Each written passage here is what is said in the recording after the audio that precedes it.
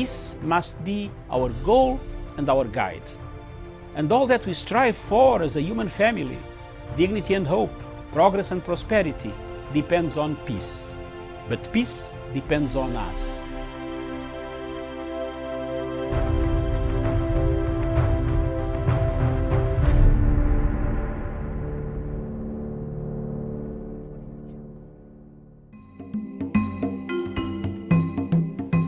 Viewers, good morning.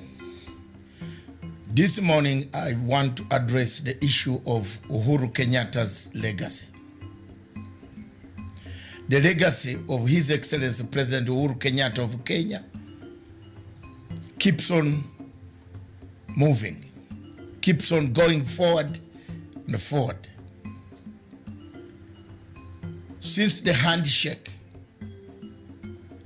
in 2018 that brought about the peace, the tranquility, the unity of purpose, President Uhuru's star has been rising.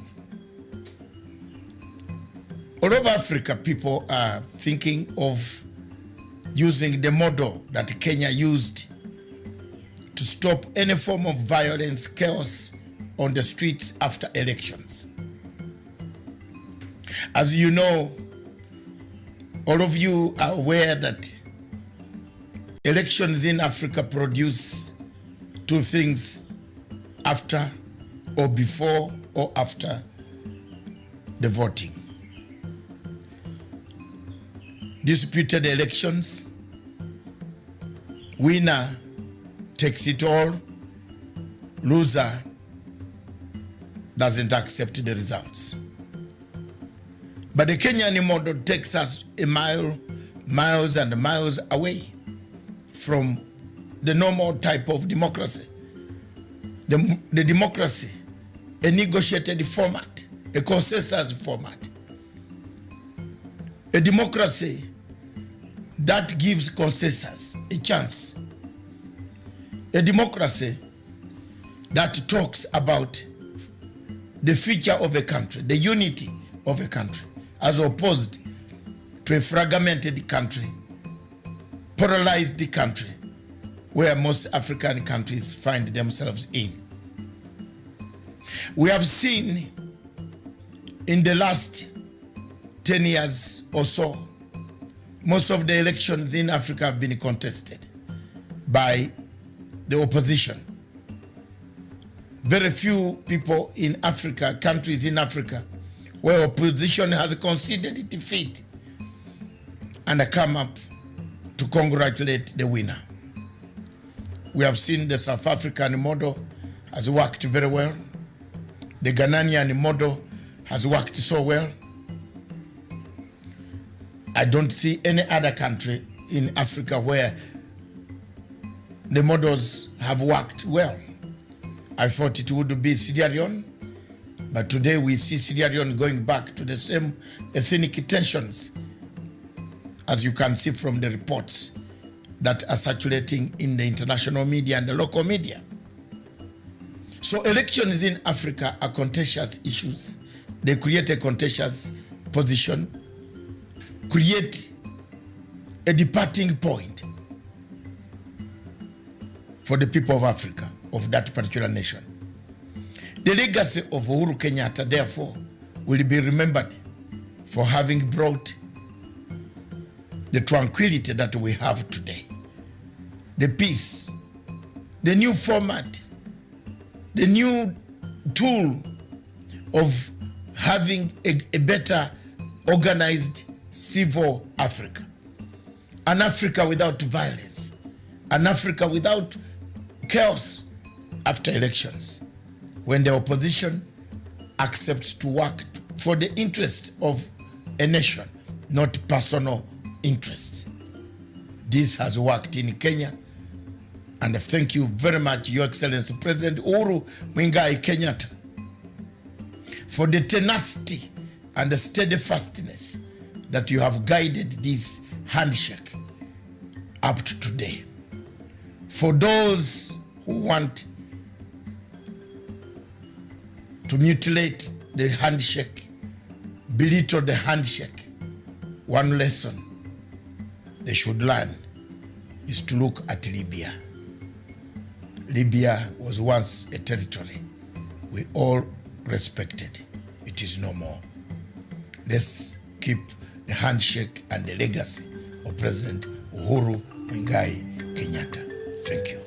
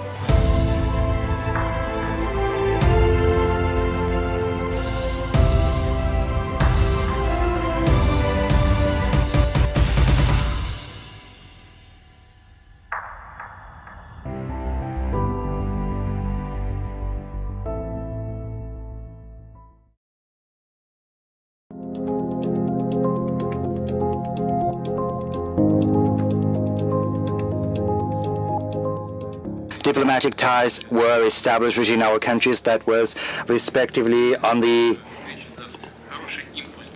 17th and 18th December. And I believe that our meeting is going to give an additional impetus to strengthening our relationship. Of course, our priority is the development of trade and economic ties, as well as ensuring a stable increase in our trade. In 2018, we saw an increase in the indicators. It was an increase of 1.2%. I refer to our bilateral trade. And we are very glad that some companies have managed to establish a solid position in the Kenyan market, and I do hope that we'll talk about that in detail today. Thank you. Russia-Africa Economic Forum and Summit, I believe, will present not just Russia and Kenya, but Russia and Africa, with significant opportunities to really reshape and expand our relations, both at the bilateral level, as I said, the multilateral level, but also to rekindle, in your own words, the historic relations between Russia and Africa. Indeed, again, as you have stated, Africa's aspirations for freedom and liberty was greatly enriched by the relationship with Russia. Our founding fathers, including my own father, Mzee Jomo Kenyatta, drew great vision from the Soviet Union, and for that, we remain grateful. Your Excellency, to preserve this history and heritage, indeed, one of the requests I'm going to put to you is we would like you to facilitate a coalition and retrieval of some of the information and material that may be here in Russia relating to the activities and the histories of Kenya's freedom fighters, including that of Mzee Jomo Kenyatta. This is something that we would truly appreciate, and at some stage would like to send some of our officials to work with your own historians and archivists to see what we can do to put that history together and preserve it for posterity. Mr. President, I also believe that this forum you have organized offers, again, Russia and Africa the opportunity to focus on ways and means.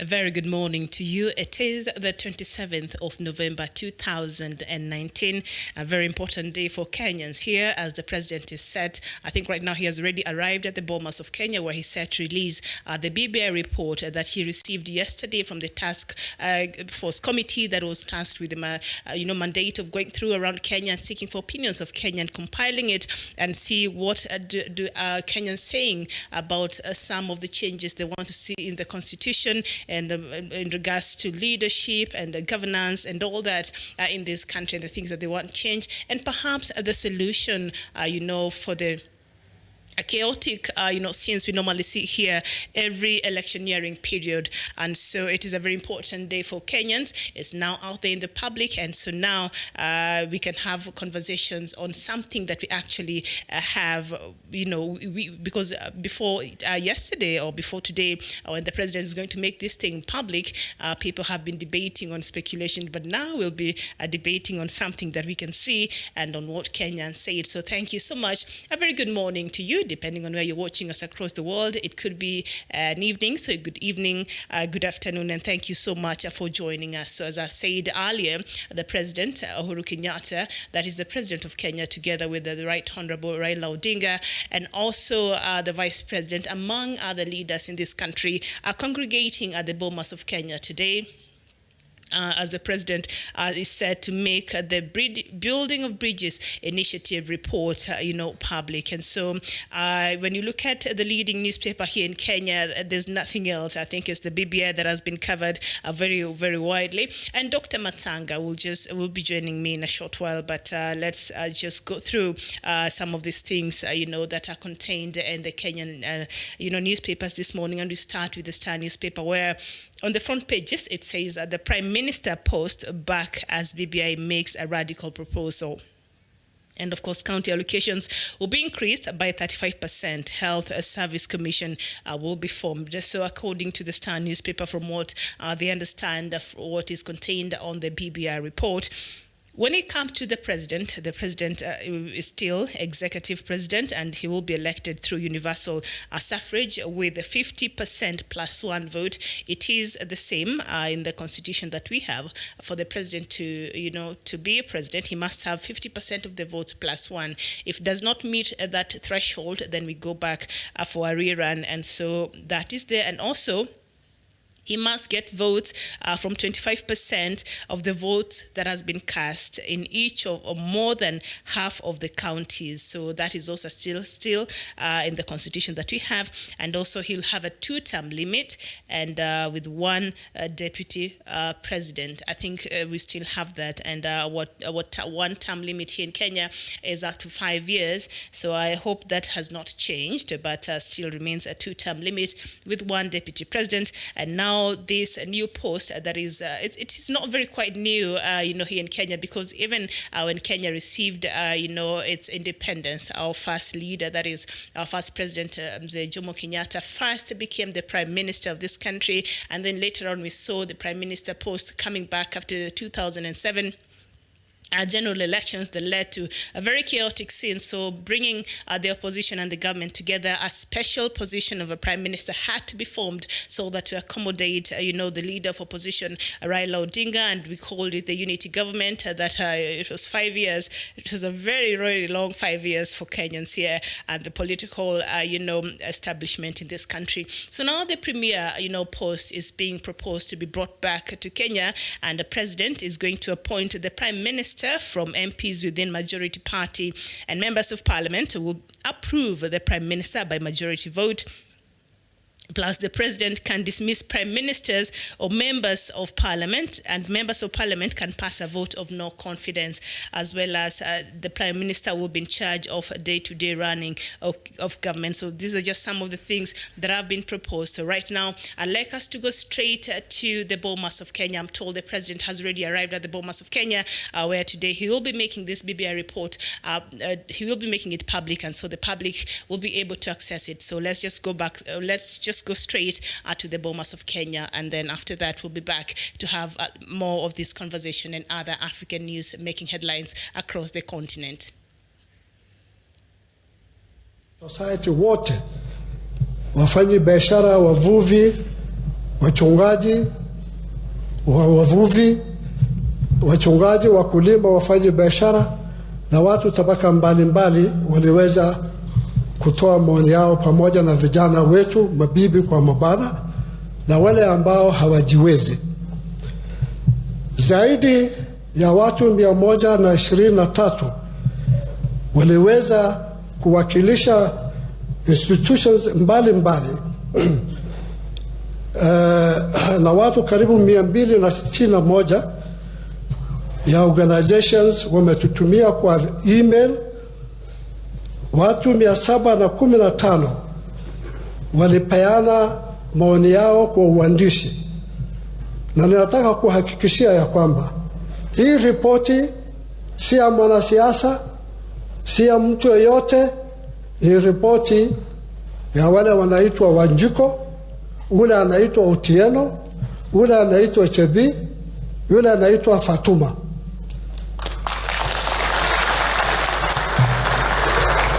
Kwa hivyo puuzilieni mbali watu wenye kusema hivi na vile juu ya ripoti hii ya BBI, kwa sababu ni ripoti ya kwanza katika nchi hii ambao wale watu wanyonge, wadhaifu na walio uwezo wameweza kutoa maoni yao. Mheshimiwa Rais, hii task ulipounda ulitupa jambo 9, na hii ripoti inazungumzia maoni ya wananchi watukufu wa Kenya juu ya hii mambo 9. Kuna kitu moja Mheshimiwa Rais lazima nitaje. Kila pahali tulipoenda wananchi walifurahia kutoa maoni yao, lakini waliuliza sisi swali moja: hii recommendation ambao mtafanya itakwenda kuwekwa katika sakafu na ipate vumbi kama zile ripoti zingine?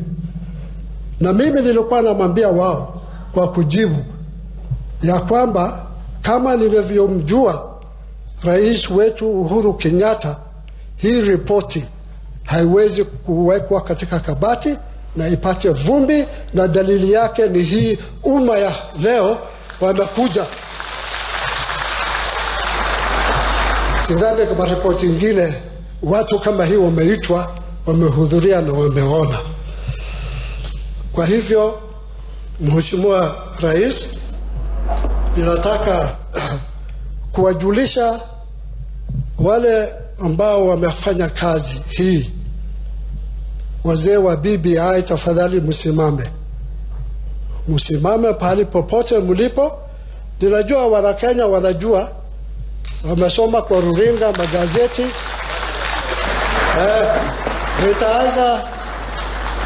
Nitaanza na Mheshimiwa Bissau ambaye alikuwa member,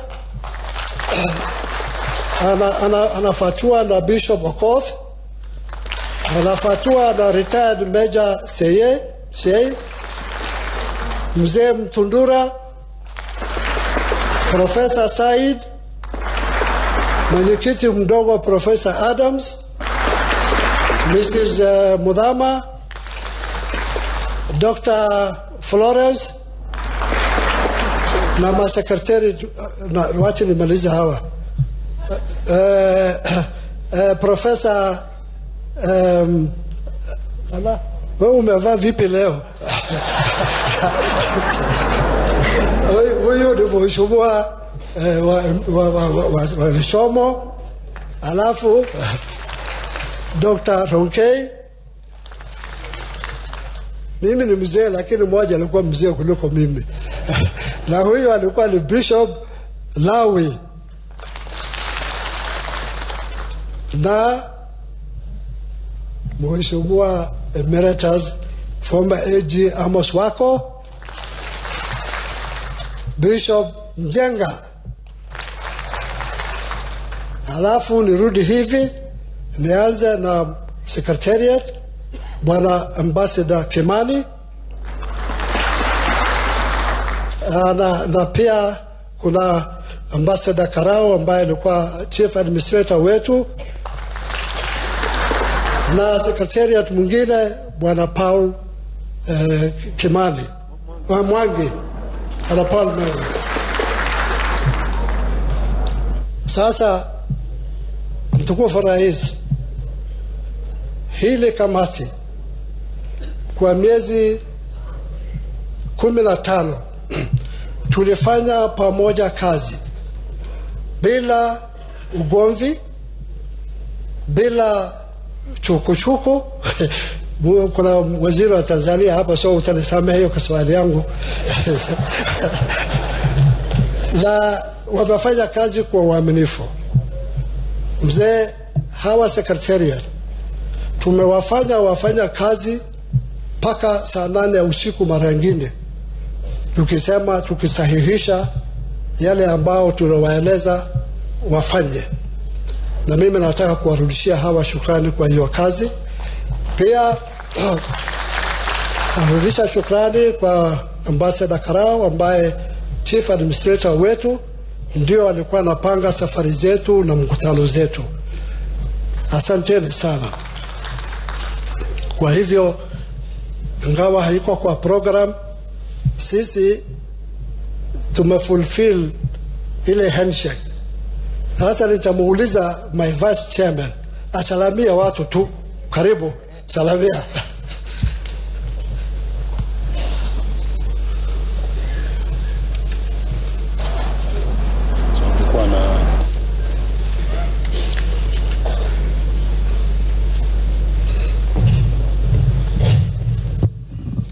Your Excellency the President, the Deputy President, the Right Honorable Raila Odinga, all protocols observed. The Chinese usually say that a journey of 1,000 miles starts with one step. That journey started with a handshake. It has gone several miles. I think it's past halfway. Today is another critical juncture in which we go into the next phase to also involve Kenyans. And we hope there are 1,000 miles we shall reach. Thank you. Your Excellency, namalizia kusema, nikizungumza na wananchi wa Kenya kila popote walipo, ya kwamba sisi kama nchi tuna bahati kuwa na kiongozi wetu President Uhuru Kenyatta, ambaye amesema hii ripoti yenu mlienda mkakusanya, mimi nitarudisha pia kwa wananchi waichunguze, waiangalie, kama kuna mapendekezo wafanye, na simpigeni makofi. Asante sana mzee, mitawachia hapo na kushukuru. Thank you, Mr. Chairman, sir. Allow me, sir, to now invite one lady and one gentleman to briefly discuss and shed light on the provisions of the BBI Task Force report. And Your Excellency, to open the presentation is Professor Patricia Kameli Bote. She is a professor of law and a former Dean School of Law in the University of Nairobi. Briefly, Professor, kindly let us tell Kenyans what there is in the BBI report. Honorable President of the Republic of Kenya, Uhuru Muigai Kenyatta, distinguished guests, ladies and gentlemen, it is my distinct pleasure to have this opportunity to present this report to you, and I will be brief as I have been asked to be. I'd just like to say that I wasn't one of the members of the BBI team, and I was asked to present this report 3 days ago, and the condition that we gave with my colleague was that we should read it, and we have read it. We got the report last night at 8 p.m., by which point some of you had already received the report and were probably reading it ahead of us or with us. So what I'll do is go through what is it that Kenyans really wanted.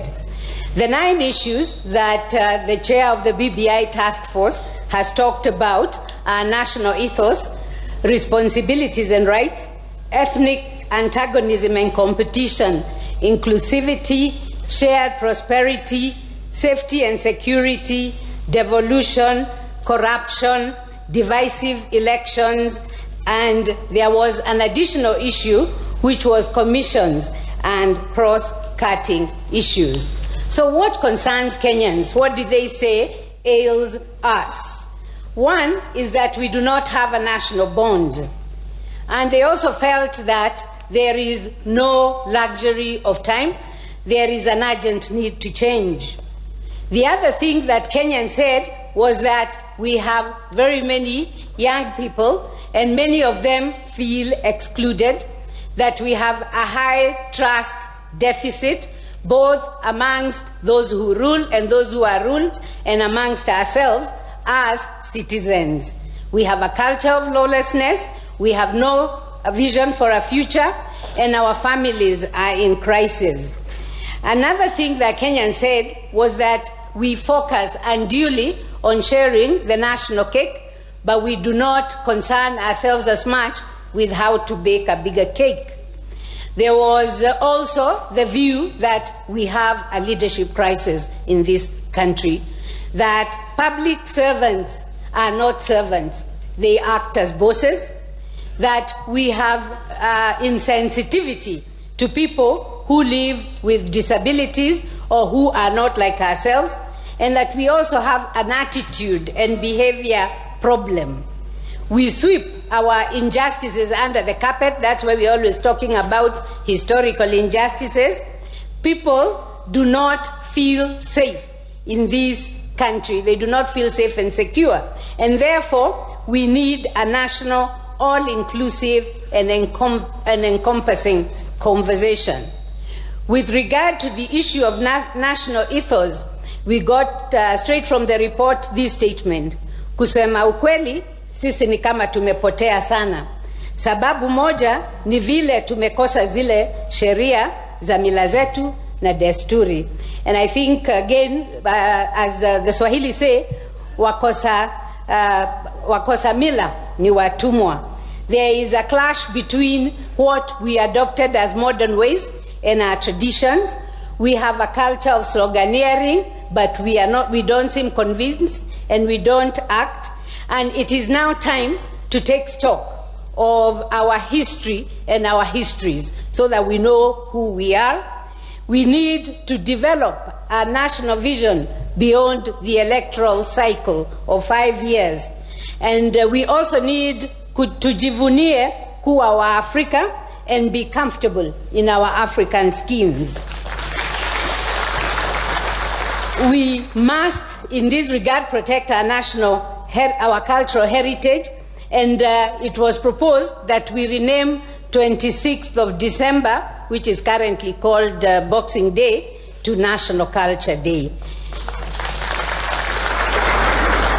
There was also the proposal that we need a deepened focus on ethics, and that we need to develop a national volunteers network and establish an ethics commission quite apart from the ethics and anti-corruption commission, so that we have a positive way of addressing the integrity deficit.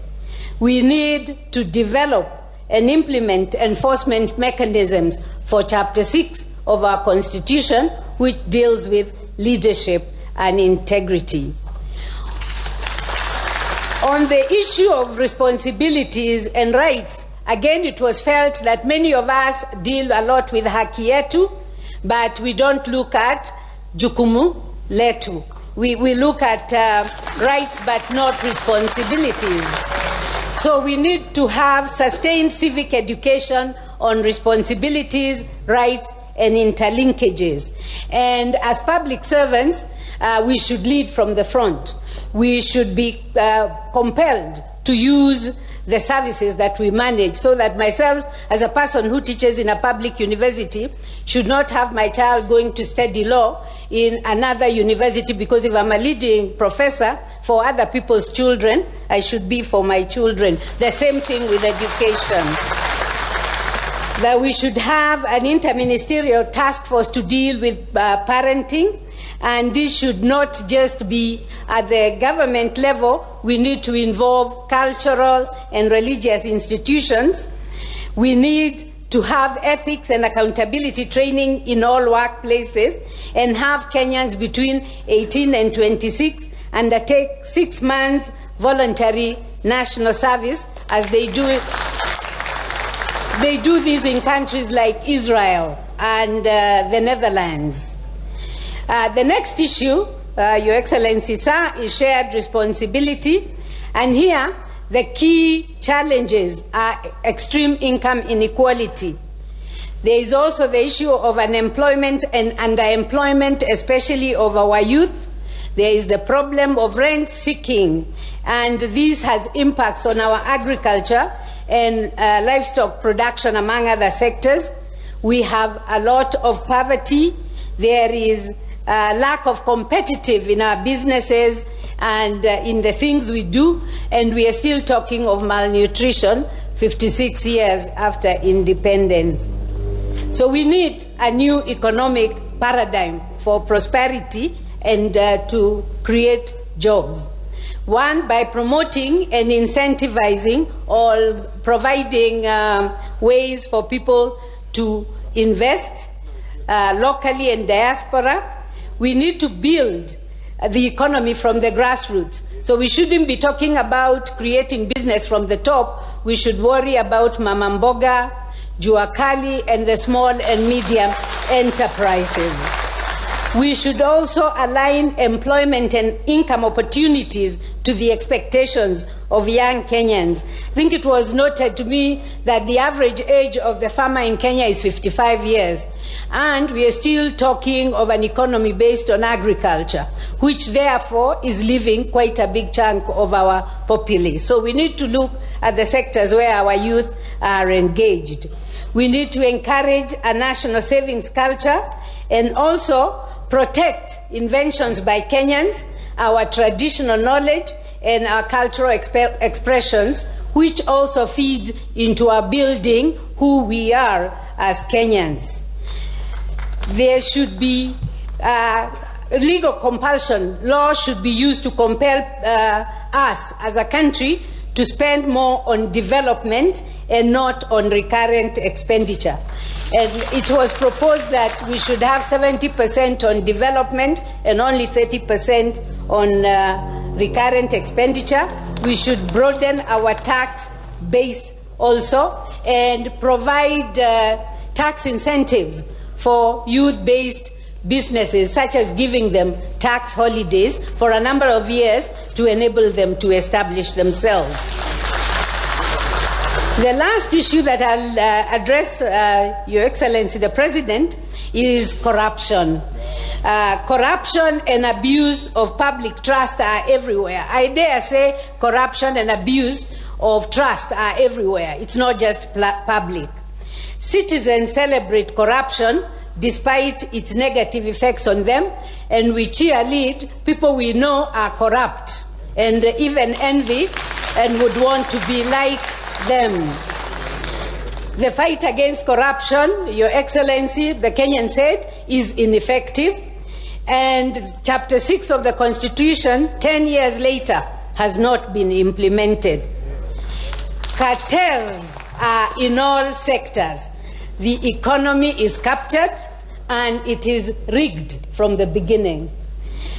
So what do? We need to give incentives to whistleblowers. And an example was given that if there are proceeds from prosecutions for corruption, we should give 5% to whistleblowers so that they can engage in this activity.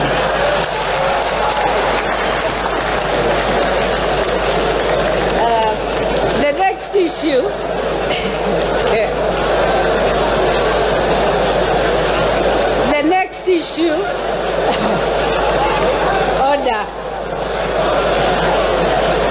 Order. The next issue, Mr. President, is that there are certain people who it's going to be difficult to prosecute. And these include lawyers like myself, judges, and legislators. And here, it was proposed that we should conduct anti-corruption sting campaigns. We should punish facilitators of money laundering and tax evasions in banks and also in the private sector. And also, to destroy cartels, we need to use intelligence-led evidence to gather evidence and prosecute these actors in the cartels. Public officers should not do business with the government, Mr. President. So the Ndegwa report that allowed public servants to do business with government should actually be now thrown out, as it is not serving our country. We should make wealth declaration forms public, and leaders should assume political responsibility and resign for negligence and poor action that leads to disasters. So we shouldn't have the culture of saying, I will resign when I am dead.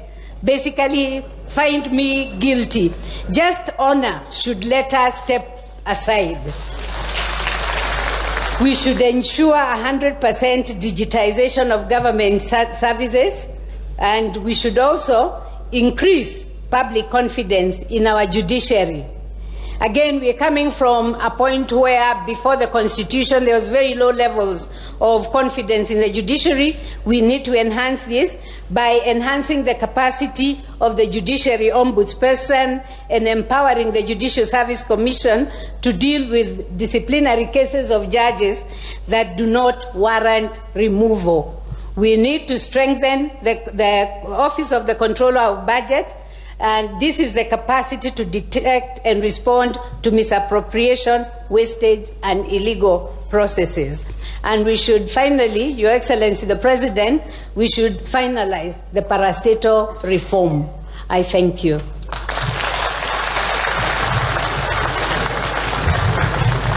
Thank you, Professor. You've spoken like one.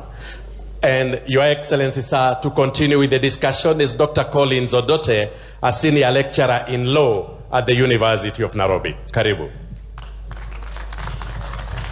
Thank you very much. Your Excellency, fellow Kenyans, the next issue I would like to speak about that the report talks to is devolution. Professor Patricia has mentioned a lot of complaints. Devolution is not one of them. Kenyans from Taita Taveta to Habasweni, from Loitoktok to Asumbi, are all happy with devolution. But they raise challenges in its implementation. Challenges relating to corruption, a bloated workforce, chronism, incomplete transfer of functions, limited budgetary allocations, and inability of counties to raise their own revenue. They want to share the cake, they don't want to bake the cake. For that reason, Your Excellency, fellow Kenyans, the proposals that the task force makes is: number one, please retain all our 47 counties, but allow counties to continue forming regional economic blocks on a voluntary basis. Number three, please increase allocations to counties to at least 35% of the last audited accounts. Number four, please ensure we have an engendered governance at the county level. What does that mean? If the governor is a lady, like in Kirinyaga, the deputy governor must be a man.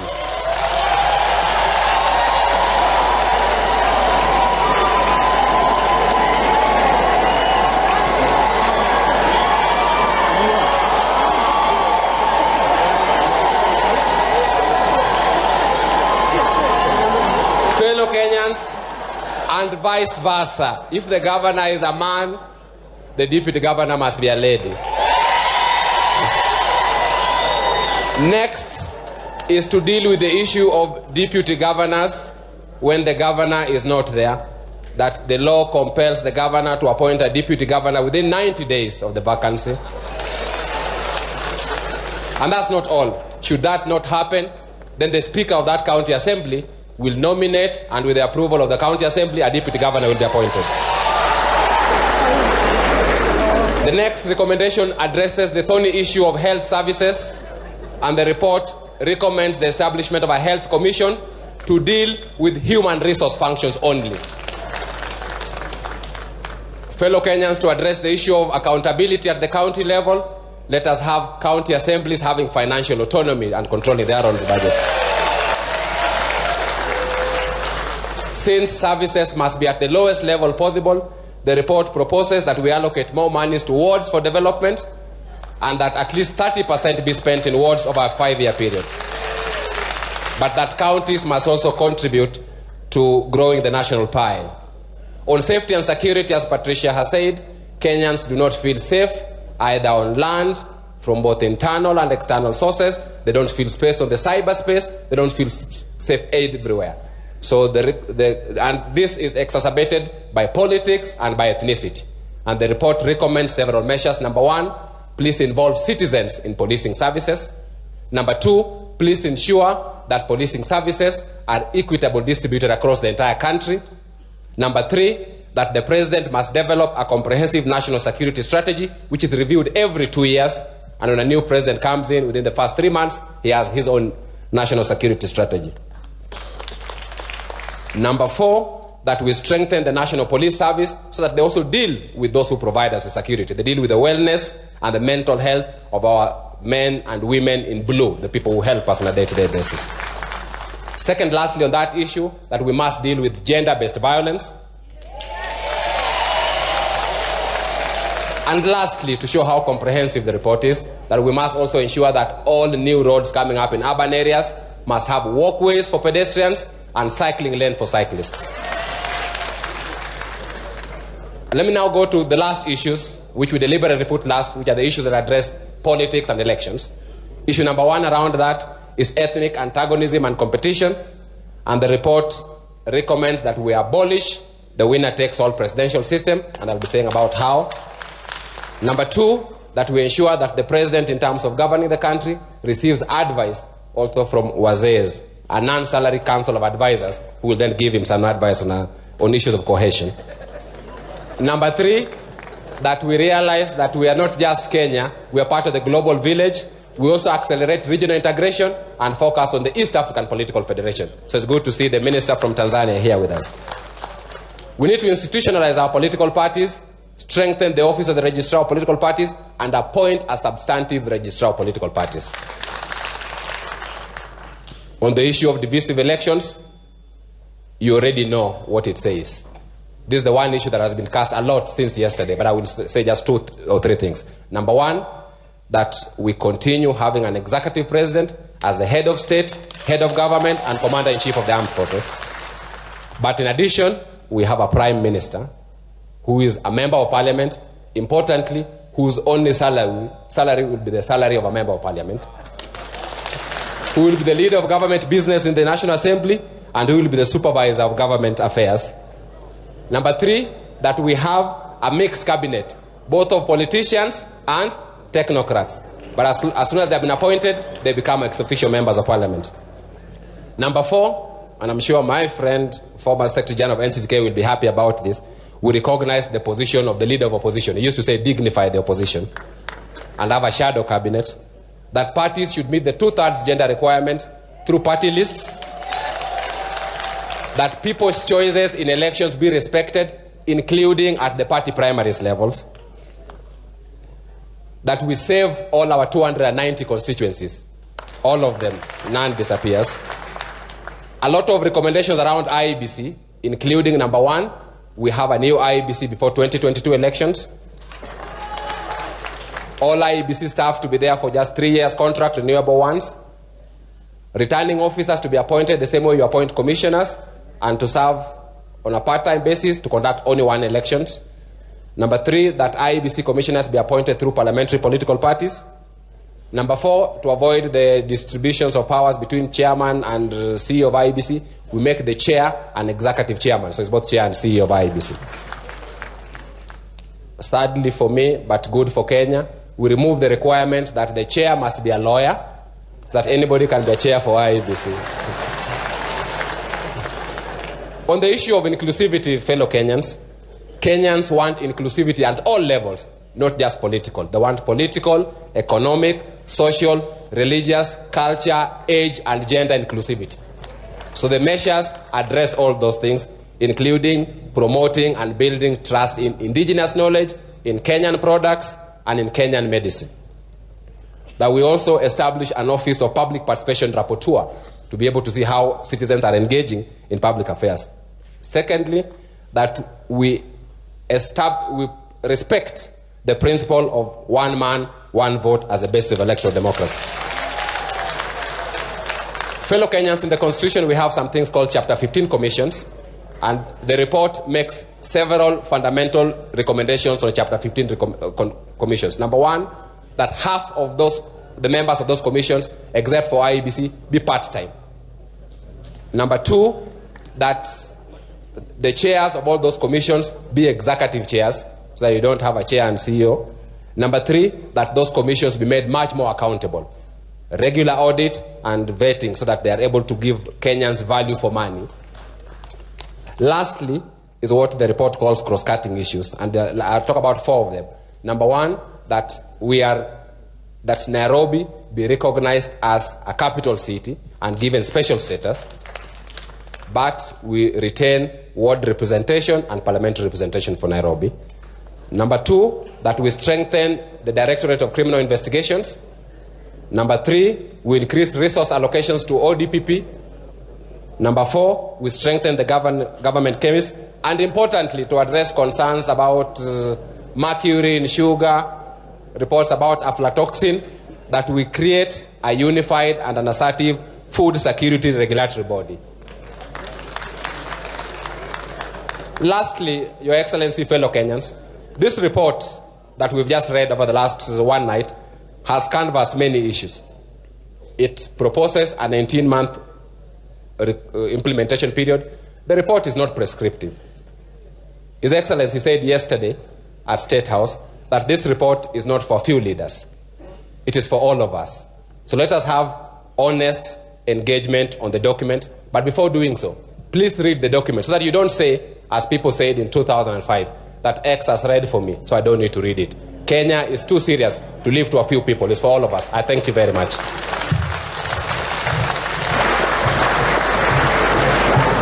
Asante sana Dr. Collins Odote na Professor Patricia Kameli Bote. Tuwapongeze kwa makofi. They have done a great job. Kwa heshima Mheshimiwa Rais, naomba sasa uniruhusu nimwite Mheshimiwa Junaid Mohamed atujulishe kwa wananchi na viongozi walio hapa. Na Mheshimiwa, tumeombwa tufanye kwa kifupi. Asante.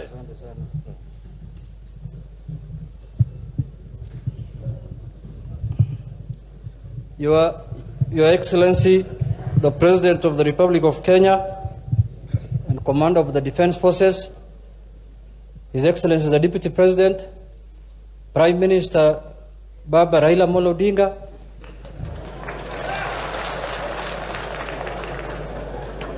na wananchi wote mko hapa, amjambo.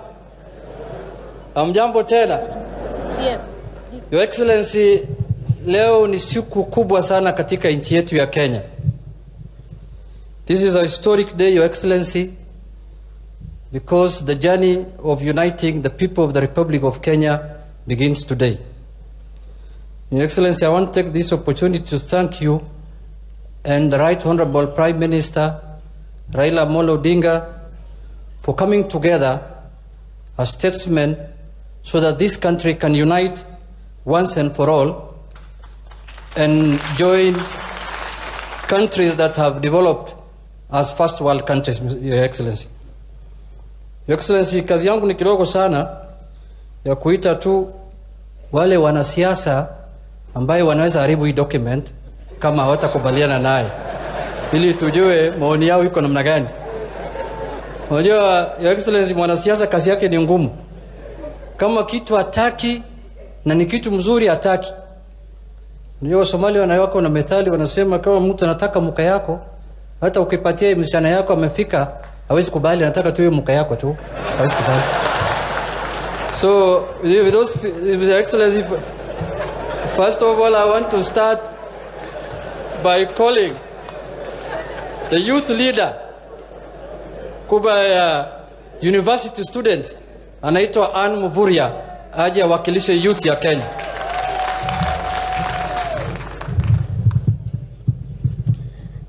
Your Excellency, sir, ladies and gentlemen, good morning. I am humbled to speak here before you to represent the youth of this great country. We recognize that it is a new dawn for Kenya. And this being a new dawn for Kenya, it's a new dawn for the youth. And the youth appreciate this opportunity. Firstly, I would like to talk about opportunities for the youth. The BBI report, as we have had, has brought about the bottom-up rule, and we want to say thank you because this will ensure that the youth, who are the majority of this country, are able to be recognized and have opportunities to advance their lives and their careers.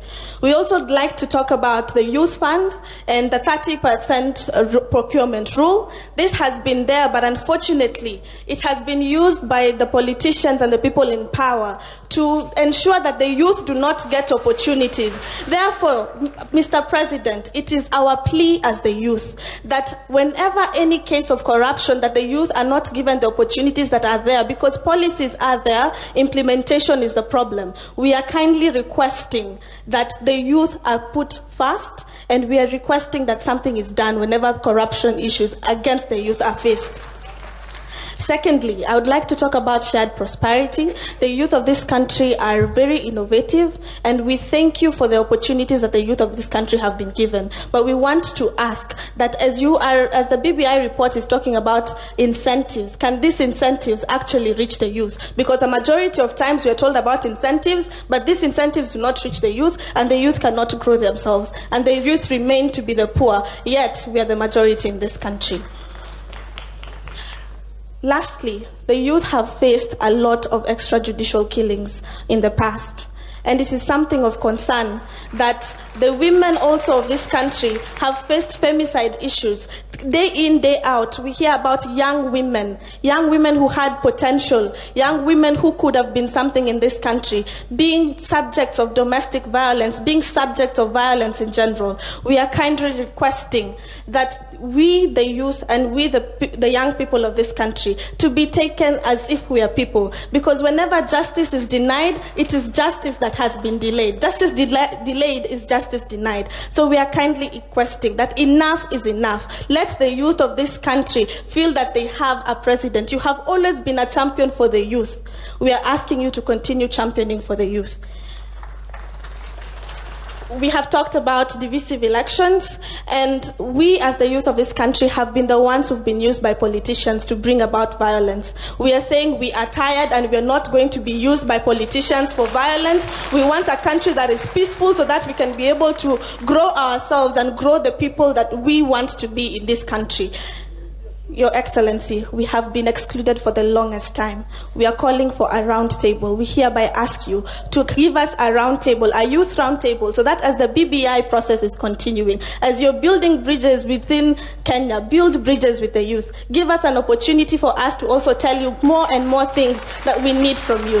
Thank you. Asanteni sana. God bless Kenya. Asante sana.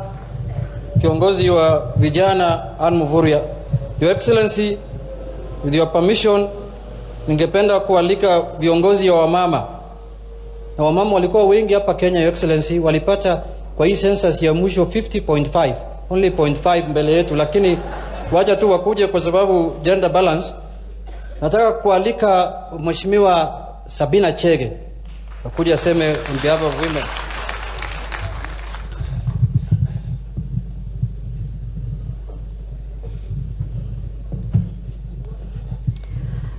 Asante sana Mheshimiwa Rais na viongozi wote waliofika hapa siku ya leo. Hamjambo.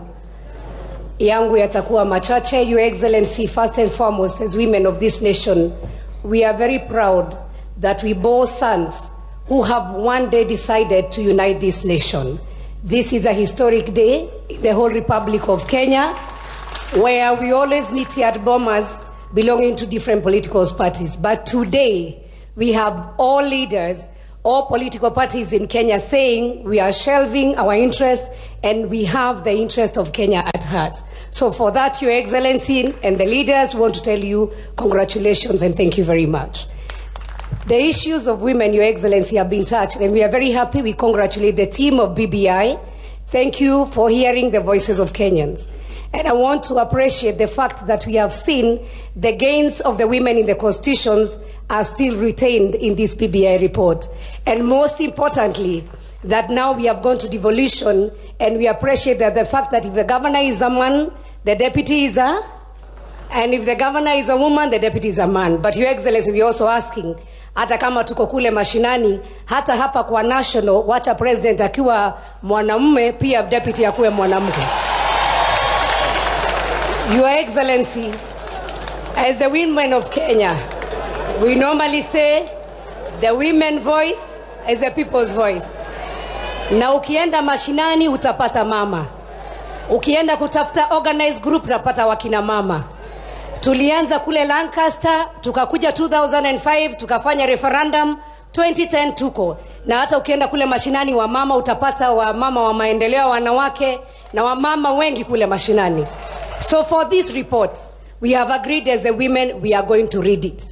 Your Excellency, we confirm that we are going to support the process so that ule mama pale mashinani ajue yale ambayo yako kwa hii BBI. Tunakuunga mkono kupigana na corruption. Na tunasema tuondelee cartels bana. Our cartels ndio wako wanazuia wamama kupata matibabu. If you go to the agriculture, cartels wako hapo. Ukienda mahospitali ndio hao makartel. Ukienda kwa biashara ndio hao makartels. Kwa hivyo sisi we support in fight against corruption, and we commit that we are going to stand together. And today, Your Excellency, I know you have seen us as women, we have been divided. We want to promise you today. Zile vyama tulikuwa navyo tofauti, sijui embrace inua mama tunaziua leo. Ili tuseme we are moving together as one team with one voice of the women of Kenya. Asanteni sana. Asante sana. Haya, mwenye anamfuata ni Mheshimiwa Gladys Wanga.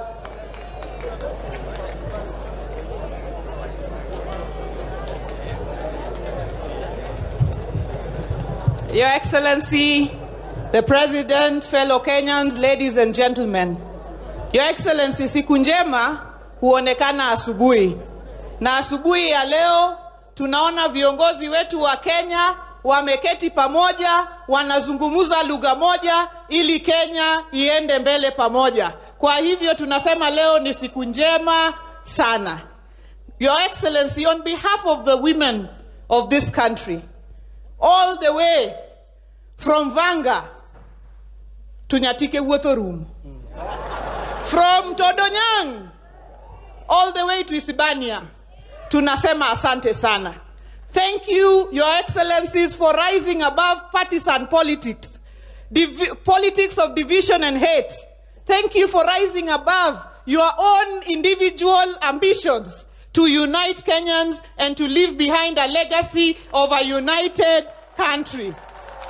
Your Excellency, the biggest beneficiaries of a united Kenya are women and children. Kwa hivyo tunasema asante sana kwa sababu there is no day, never again will women fear every election because they will be displaced. Never again will women fear because they will be raped and our girls be defiled because of elections. Never again will women stand and bury their sons and daughters because of an election. Because you leaders, Your Excellency, the President and Your Excellency, the Prime Minister, you have come together, and all the leaders of this country to bring us together and to move forward. And Your Excellency, finally, I would like to say that women, as Unette said, we are 50 and we don't want to leave the 0.5. We must add the 0.5%. And unajua tulipitisha ile ya polygamy pia, sasa mambo itakuwa mzuri, haitakuwa mbaya. We want to say that if as women we come together, all of us together, we can change the course of this country. Wamama hai!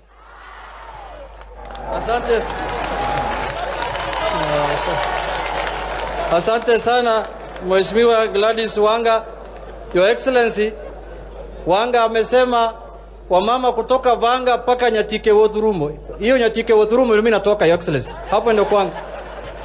Sasa nataka kupatia dakika 2 kiongozi wa trade unions Mheshimiwa Atwoli ambaye ni elder wa nchi hii aje aseme yake.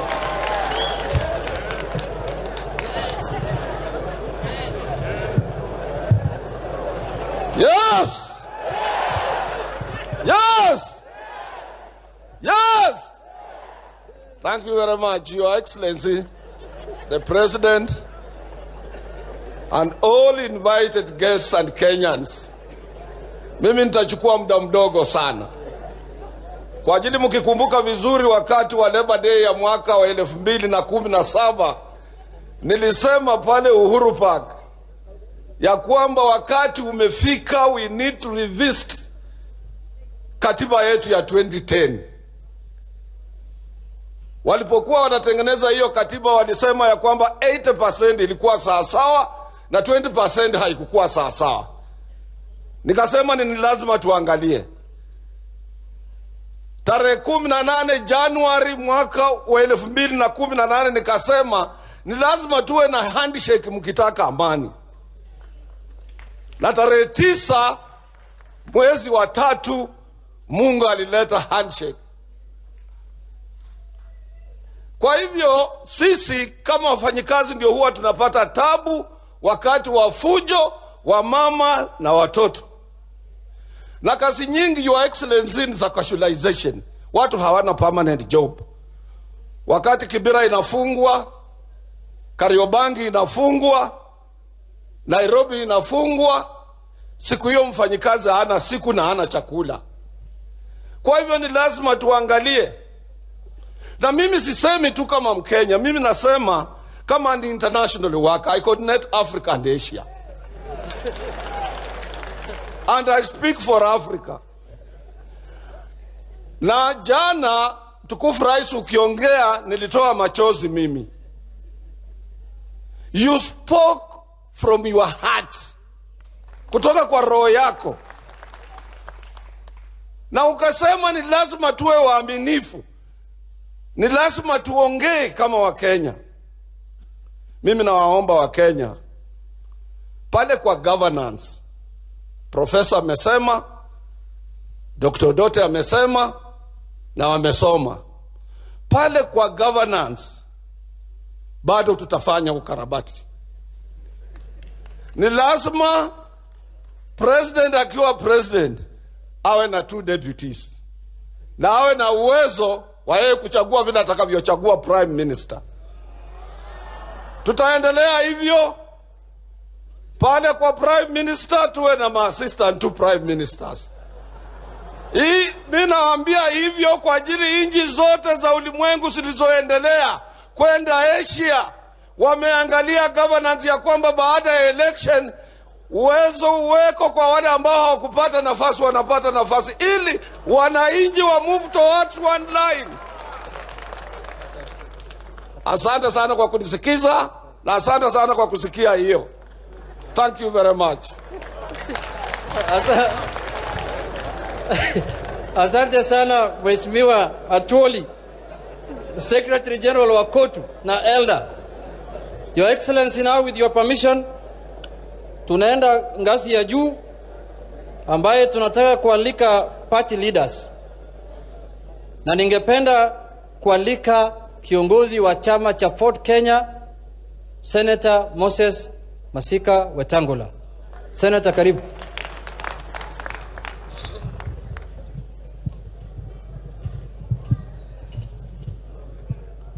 Your Excellency, our President and the leadership of our country, our visitors today. Today is a day like no other. We all stand here as Kenyans to herald a new dawn in our country. A new dawn that is likely to improve our political hygiene. We have insulted each other. We have argued with each other. We have many times failed to sit down and consult each other. This is now the beginning that is going to open a window and the door for Kenya and Kenyans in future to read in our history about political violence and other negative behavior that has bedeviled this country at every election. As we get this document as Kenyans, let's read it carefully, let's analyze it carefully, and let's improve where there is need to improve, so that we get a country that is at peace with itself, that will resonate peace with its neighbors. Vile Waswahili husema, kuzaa si shida, kulea ndio shida.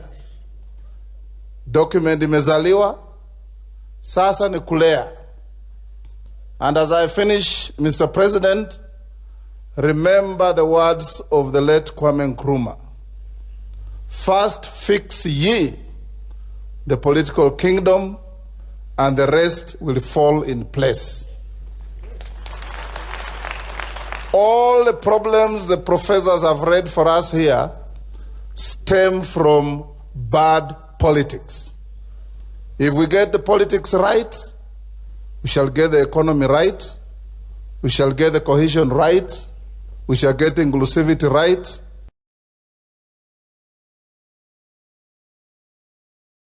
We shall get everything right. God bless Kenya. Let this new dawn be a trajectory to a better future for each and every Kenyan, young, old, women, men, everybody. Thank you. Asante sana, Senator. Mwenye anamfuata, Your Excellency, with your permission, there are 2 elected governors who are female, Your Excellency. I'd like to give a chance to Honorable Charity Ngilu, the governor of Kitui. Her Excellency, the governor of Kitui County.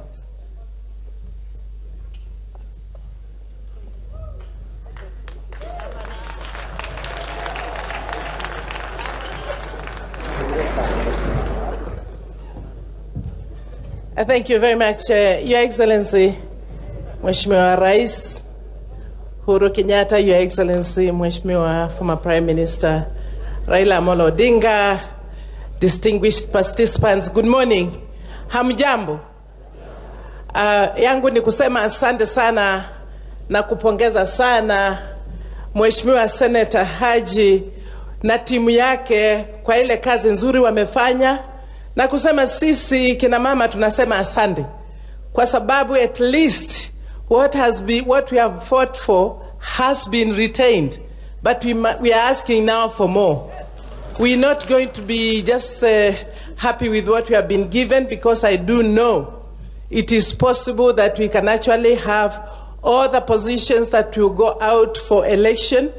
Whether you have a man, then you have a woman. And we have heard about the governor's positions, and Anne Waiguru and I have our deputies as men, which is very good. And I would like to ask that also the position of the Prime Minister gets to a woman, and then the deputy becomes a woman.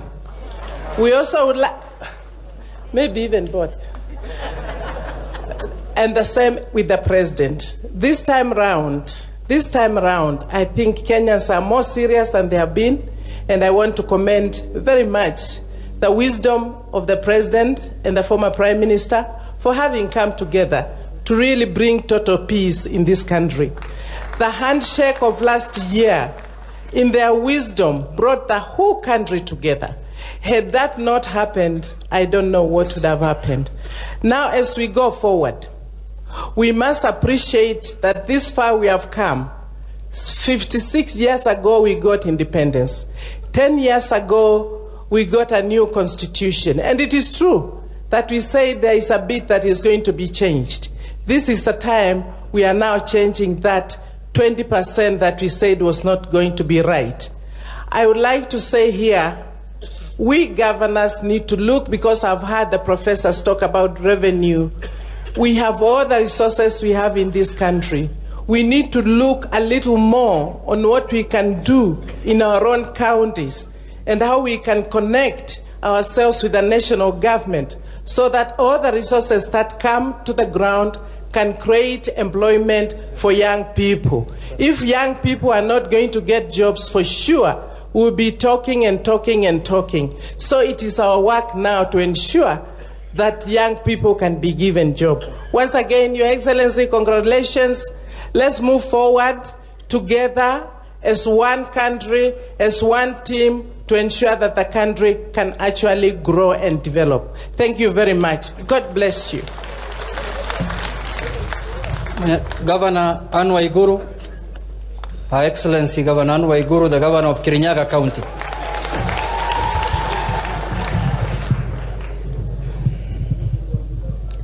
Your Excellency, the President of the Republic of Kenya, Uhuru Kenyatta, Your Excellency, the Deputy President of the Republic of Kenya, William Samoei Ruto, Your Excellency, the Right Honorable former Prime Minister Raila Amolo Odinga, Excellency Governors, Members of Parliament, Honorable Members of Parliament and Members of Senate, County Assembly members, dignitaries, ladies and gentlemen.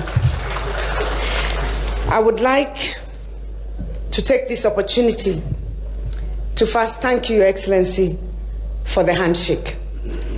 I have been a keen supporter of the handshake, and I would like to thank you and the Right Honorable Raila Amolo Odinga for having put all your ambitions, all your pride, all issues of party politics aside so that you can put the nation first and give us a handshake. We thank you. We thank you for putting Kenya first. We thank you for ensuring that this country now has hope. I will not talk for long. I think everything that has been mentioned, we are very, very grateful to the committee, and especially on the issues to do with gender. We have seen that now the issue of alternative gender, if a governor is a woman, the deputy governor is a man. Your Excellency and the team and fellow Kenyans, tunaomba hiyo principle isonge hata upande wa legislature, upande wa bunge, kama speaker ni mwanamume, deputy speaker awe mwanamke. Kama majority leader ni mwanamke, deputy majority leader awe mwanamume. Kama whip ni mwanamume, deputy whip awe nani? Mwanamke. We are not asking for too much. This country, over 50% is women. The people who are going to pass this document are mostly half women. We all have our spouses. We have daughters in our homes. And I think it's about time this country got to the place of gender equality. And we thank you for that which has been done so far. We accept the proposals above for the creation of the Prime Minister. As we continue to deliberate, we also ask at the top leadership that we ensure that we have gender balance amongst the three positions of President, Deputy, and Prime Minister. Asanteni sana. Asante Governor. Sasa tunakwenda kwa chama ya baba na mama ambaye KANU, Senator Gideon Moi, the All Grand Party. Senator. Sasa waja tuende kwa kwanza kwa the leader of Amani Party, ANC, Honorable Musalia Mudavadi. He will come later. Anakaa chini bana. Wacha Nick Salata wakilisha dakika moja. Senator Gideon Moi, Secretary General wa chama, amevaa hata KANU wenyewe. Tengiza.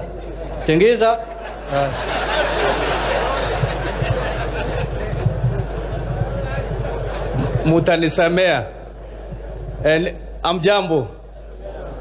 Mimi ningependa kulete salamu kutoka Mheshimiwa Senator Gideon Moi ambaye angependa kuwa na sisi lakini aliitwa mahali ya kifamilia na amesema ako na nyinyi. Alikuwa State House jana na amekubaliana ya kwamba Kenya ya leo ambaye imekutana kwa hii ukumbi ya Bomas ni Kenya tofauti. Hii ndio ile Kenya mimi naitanga ndani kabisa, ndio hii sasa.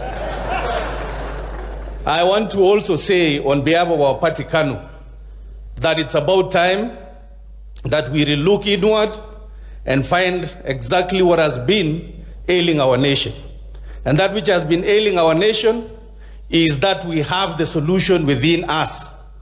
And we look forward to a Kenya where Pepi Ben Pendo, if you remember that girl we lost, we will never lose another young child again in this Kenya. So I take this opportunity to thank the two principals, His Excellency the President and the Right Honorable Raila Amolo Odinga. Well done.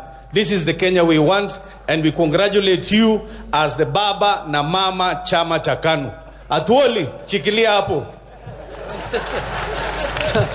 Asante sana. Let me take this now opportunity to welcome Honorable Musalia Mudavadi, the leader of ANC party. Karibu mheshimiwa.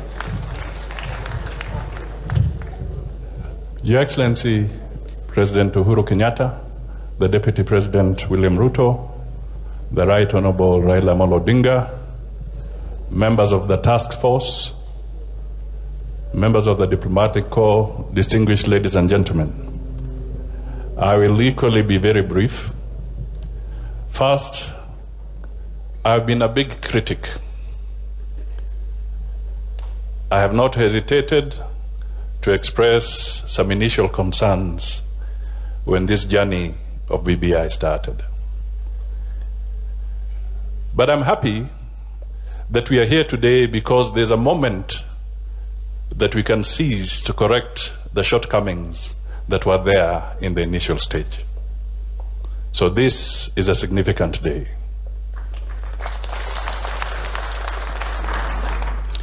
The second point I would like to make is that let us be sober in this discussion. Let us interrogate the document. I don't want somebody to read the document for me. I want to read it myself. And I hope every other Kenyan that is sitting there will today rise to the occasion and say, I am making a decision because I have read the document and not because Musalia Mudavadi has read it for me.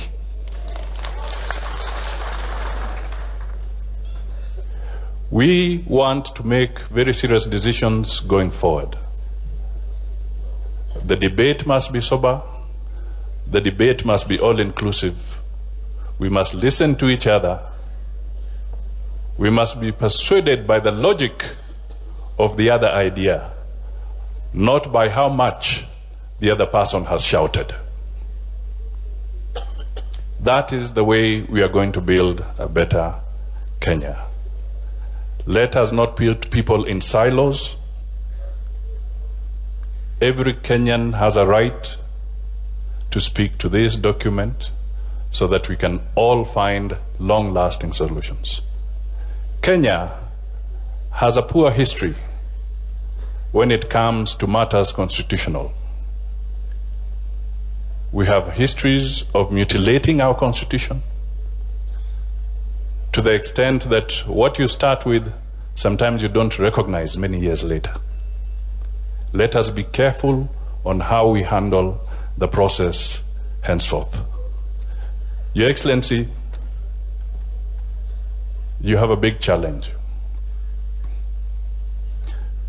Please, listening to the earlier speeches here, let us not convert the BBI document to a political elite document. Everybody here is talking about sharing political seats. What about motivating the civil servant? What about motivating the teacher? What about motivating the private sector? We are beginning to fall into the same trap again by making it look like the BBI is about sharing political positions.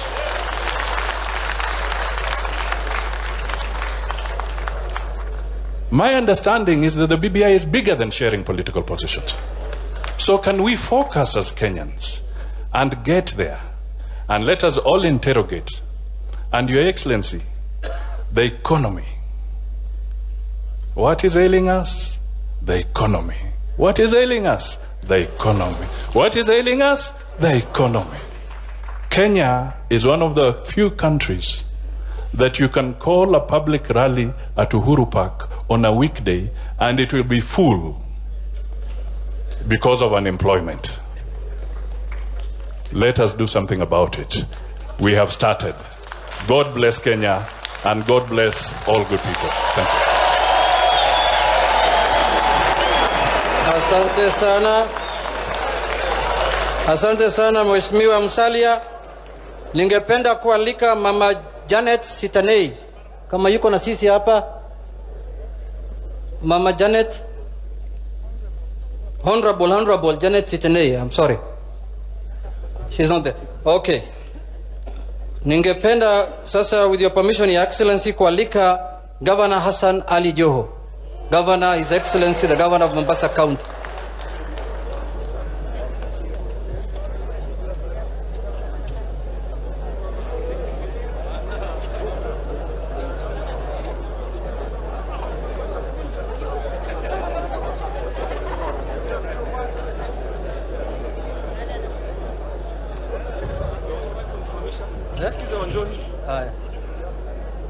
Your Excellency, the President of the Republic of Kenya, Mheshimiwa Uhuru Kenyatta, the Right Honorable Raila Amolo Odinga, the People's President, the Deputy President, mwenyekiti wa BBI na viongozi. First and foremost, nataka kuchukua muda mchache ni kushukuru Mheshimiwa Rais na nimshukuru my party leader kwa sababu mfano mlioonyesha ni mfano ambaye haijawahi kuonyeshwa katika historia ya taifa letu, na tutawapa hongera na tutawashukuru kutuelekeza kwa Kenya ambayo tunahitaji sisi wote. Na nimpeane pia shukrani kwa BBI team that is led by mjomba yetu Yusuf Haji. Mumetembea Kenya, mumesikiza. Now let me tell you, shida haiko na Wakenya. Shida iko kwa hii Bomas of Kenya today. This is where the problem lies. Na wewe mwenyewe umeona speaker after speaker. Kila mtu anaona kama we own this document. Let me tell you, this is just but the beginning of a meaningful national conversation. So tafadhali, don't tell me what to say. You say what you think it is right. Kwa niaba ya Wakenya. What is proposed here is not anchored kwa jiwe. These are as a result of the initiative that the President has undertaken to build a cohesive nation that appreciates diversity shall be our strength.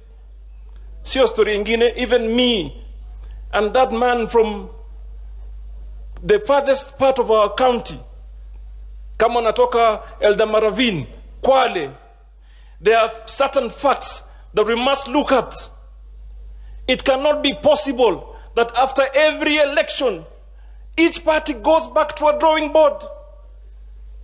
When I won elections in 2007, I was a young parliamentarian. Nilikuwa na furaha nimechaguliwa kama mbunge. But what happened after that? Niliingia barabarani. Na la ajabu ni kwamba niliingia na mama yangu mzazi ambaye sasa ni marehemu, nilimwona akipigwa tear gas. Why? Because of the feeling of dissatisfaction, and I'm not sure where the future leads you as a citizen of this country. So let us not shy away from saying tuongee yale yanayohusu kitu kinaitwa inclusion katika serikali yetu. I want to be able to feel I am part and parcel of a government and should be able to make a decision ambayo ina affect watu wetu. So mimi nataka niombe, hii historia hapa inatengezwa leo. I plead with a lot of humility.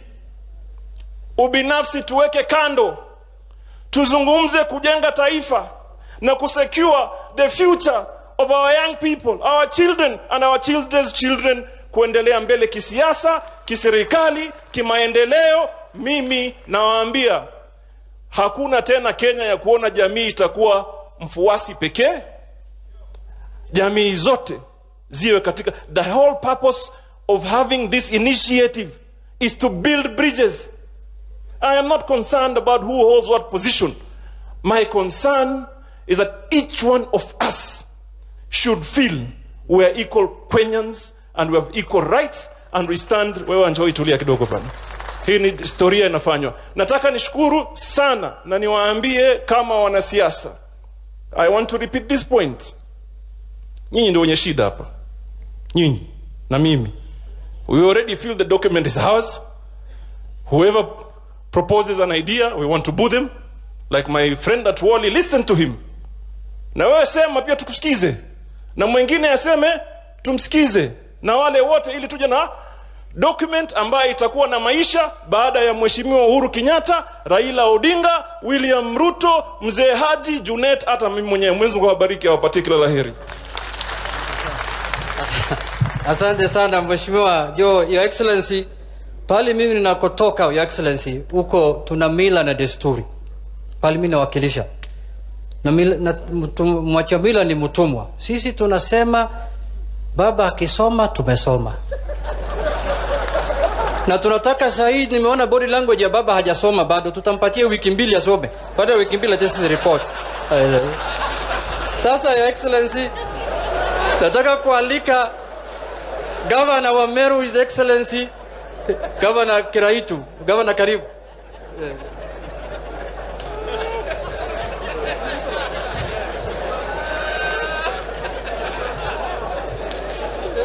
Okay, tunyamaze hapa nyuma. Your Excellency, the President, Excellency, the Deputy President, His Excellency, the Right Honorable Raila Odinga, Yusuf Haji and his committee, ladies and gentlemen, mjambo. Nataka kuongea kwa kifupi sana. Kwa Council of Governors tuna kamati ambayo inaangalia mambo ya katiba, na mimi naongoza hiyo kamati tukiwa na Profesa Kibuda Kibwana. Wakati tuliposikia kwamba rais wetu Uhuru Kenyatta na ndugu yake Raila Odinga wamekutana usiku, halafu mwisho wake they have shaken hands, we are not sure. Tulikuwa tunafikiri ni ule mchezo tu ambayo sisi wanasiasa tunadanganyana. Lakini now it looks very, very serious.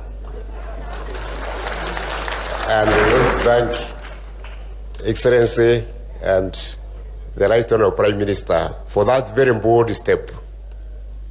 Tena tukasikia fununu wengine. And in Kenya we take rumors seriously. Especially in politics. We don't take anything by chance. So tukasikia hiyo BBI wamekwenda kupanga vile watagawanya viti na vile Uhuru ataendelea baada ya hii kitu. And there was nothing about the country. It is about those two.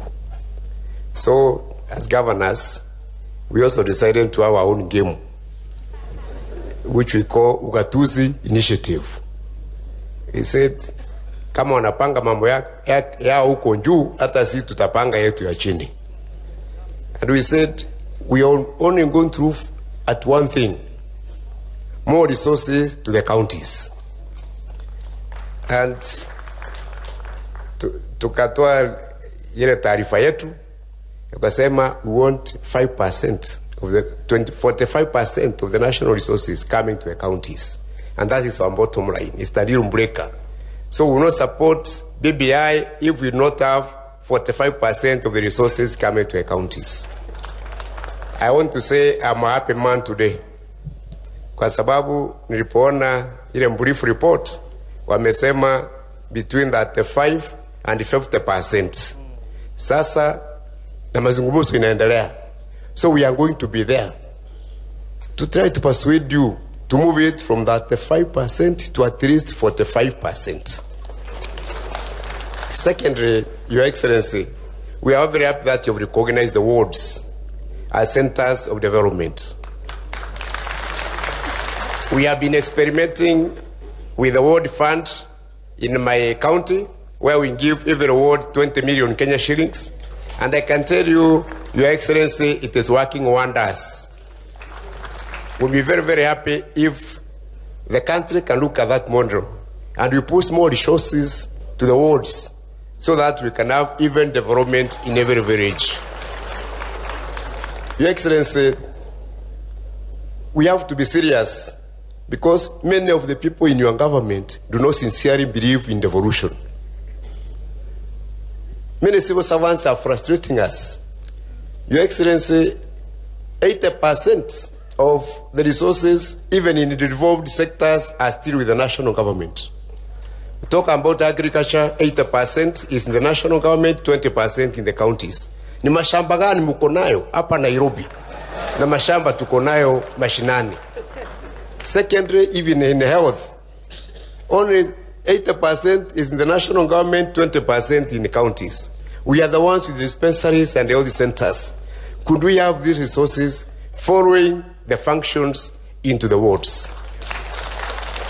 Lastly, Your Excellency, this is not the first time we are coming to Bomas. We were in 2005, tukapigana kerere, karibu tukapigana makofi. Your Excellency, if we are to succeed in constitutional making in this country, we have to start a process of making a constitution without making a constitution with any individual in mind. Because wakati ule tulipigana kwa sababu wengine walikuwa tunafikiri hii prime minister ni ya Raila, hii ingine ni ya Kibaki wakati ule, and we were divided. I think let us make a constitution for Kenyans. And I think this is a good beginning that we have.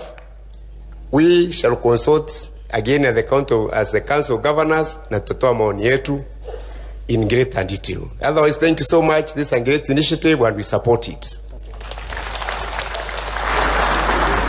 Asante, Governor. Your Excellency, at this juncture, I would like to recognize the presence of members of county assemblies from all over the country. Wherever you are, feel present.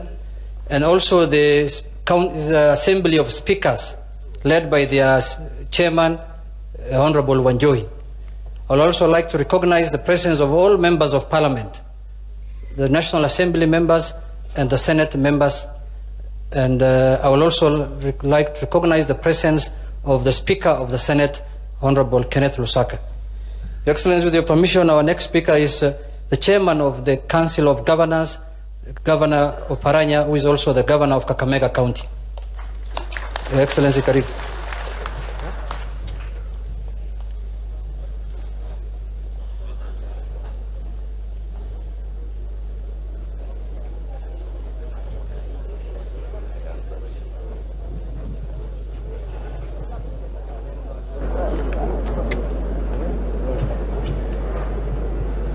Your Excellency, the President of the Republic of Kenya, Your Excellency, the Deputy President, the Right Honorable former Prime Minister, the Chair of the Task Force, my colleagues, governors, members of Parliament who are here, and members of the county assemblies, ladies and gentlemen, hamjambo.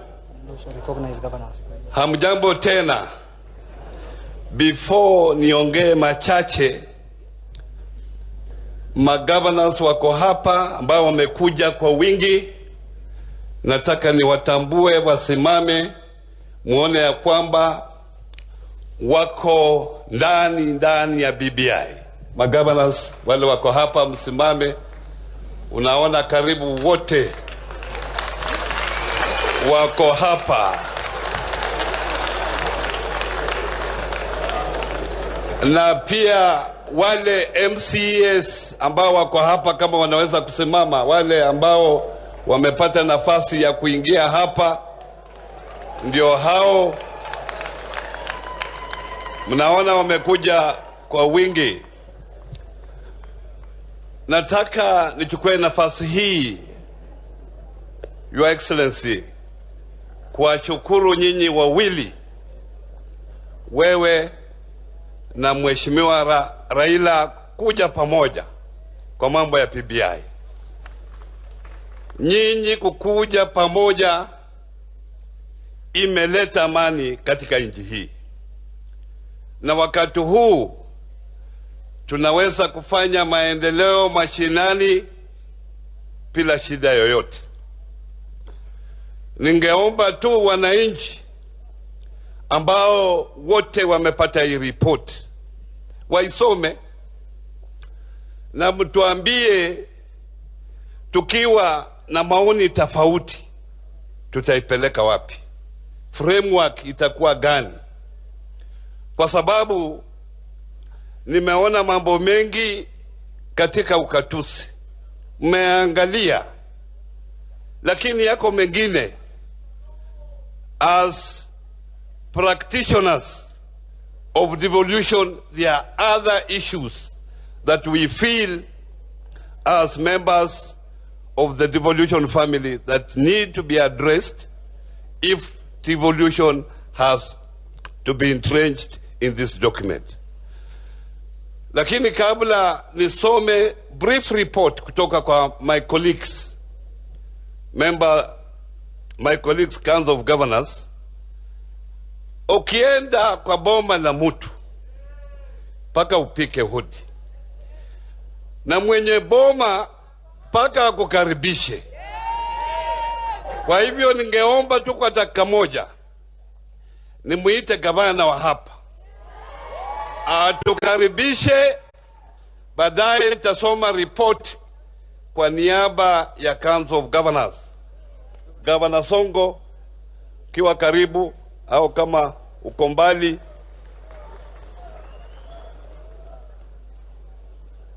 kusema tu karibu.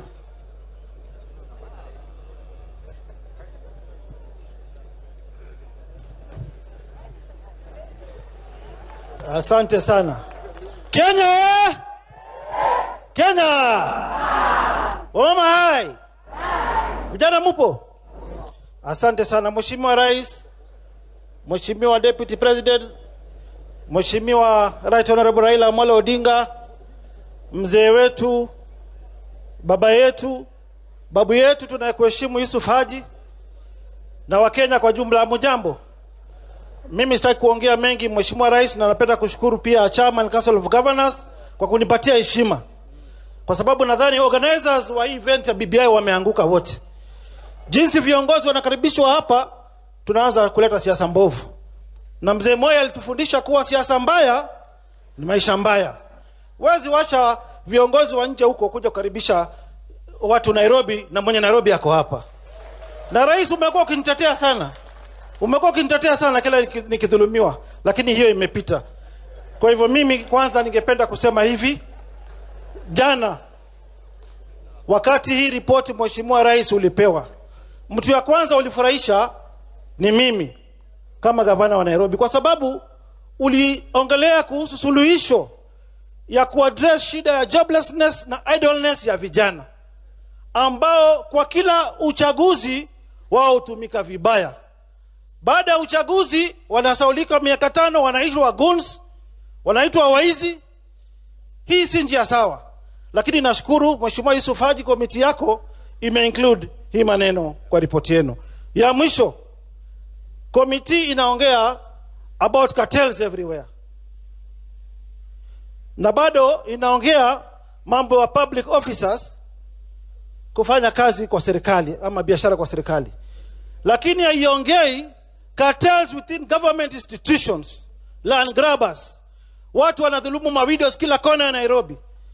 Lazima Mheshimiwa Rais, na tuko na imani na serikali yako, sisi kama viongozi tujitokeze, tuhakikishe tuna address ili swala la cartels bila kufanya sheria selectively. Ya mwisho nataka kupatia mfano mmoja, Mheshimiwa Rais. Kwa nini nasema mambo ya widows hapa Nairobi? Nataka kupatia mfano mzuri pale hapa ili Nairobi. Iko widow ambaye bwana yake alikuwa chef wa baba yako. Kwa hivyo tunaomba proposal yetu, Mheshimiwa Rais. Sawa, tuko BBI. Ile naongea inahusu BBI bado. Kwa hivyo tunaomba Mheshimiwa Rais, Mheshimiwa Isufaji, kwa zile proposal tutaweka cartels within government institution ambao wana target mali ya widows, viwanja za umma, tuweze kudeal na wao. Asanteni sana, Mwenyezi Mungu awabariki nyote. Haya, asante sana. Hata umesahau kukaribisha sisi. Ulikuwa au umekaribisha?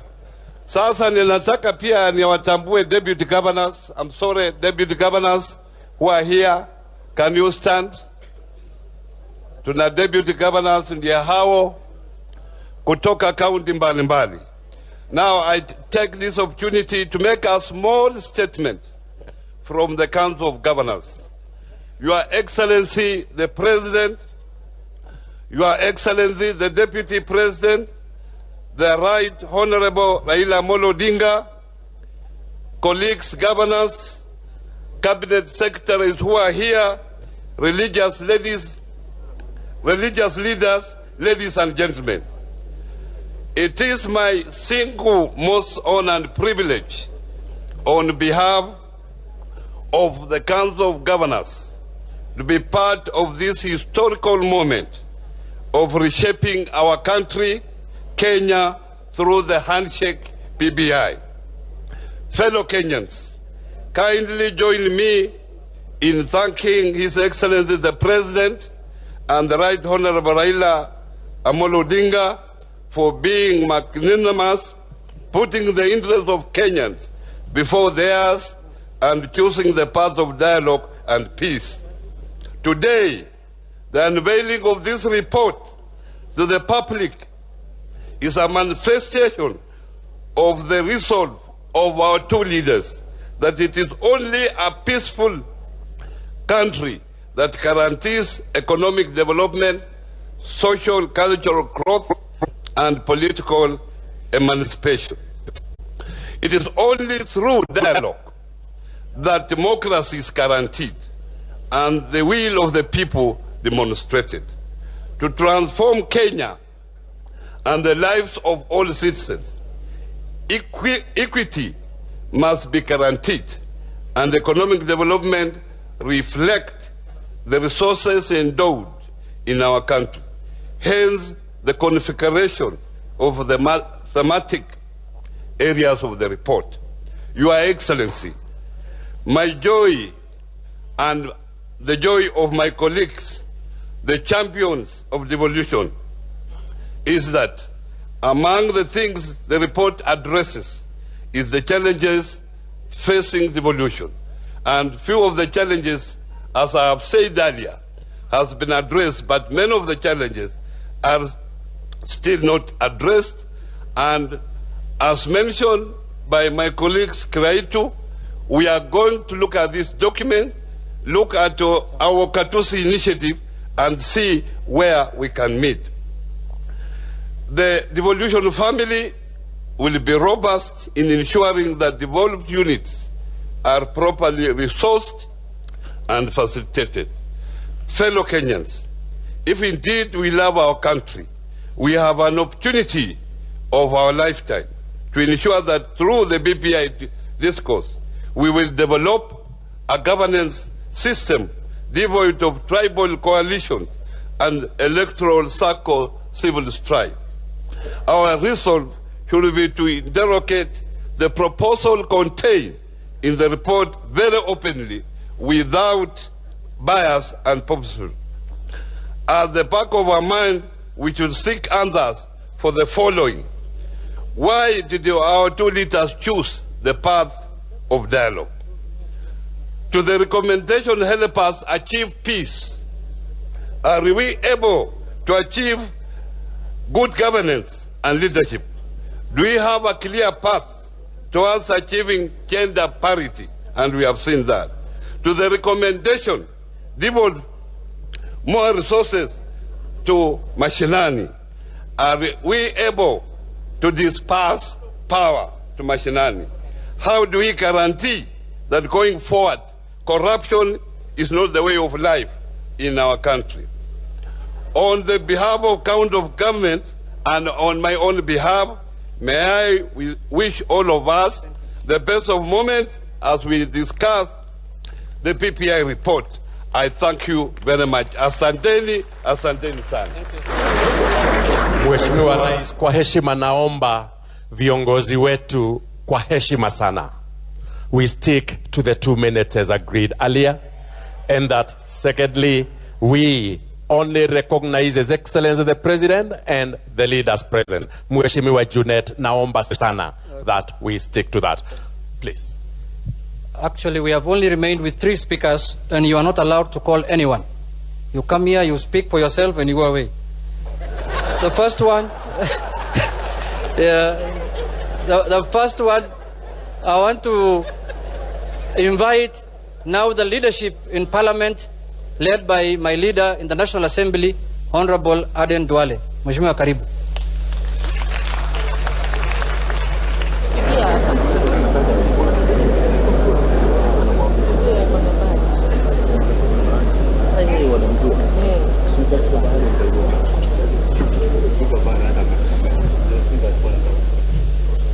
Your Excellency, the President of the Republic of Kenya and the party leader of the Jubilee ruling coalition, Your Excellency, we are here today, and those of us who were in Bomas in 2005, who participated in 2010 referendum, we want to thank you because in your own volition, you decided to leave as one of your legacy a united, cohesive, equitable nation.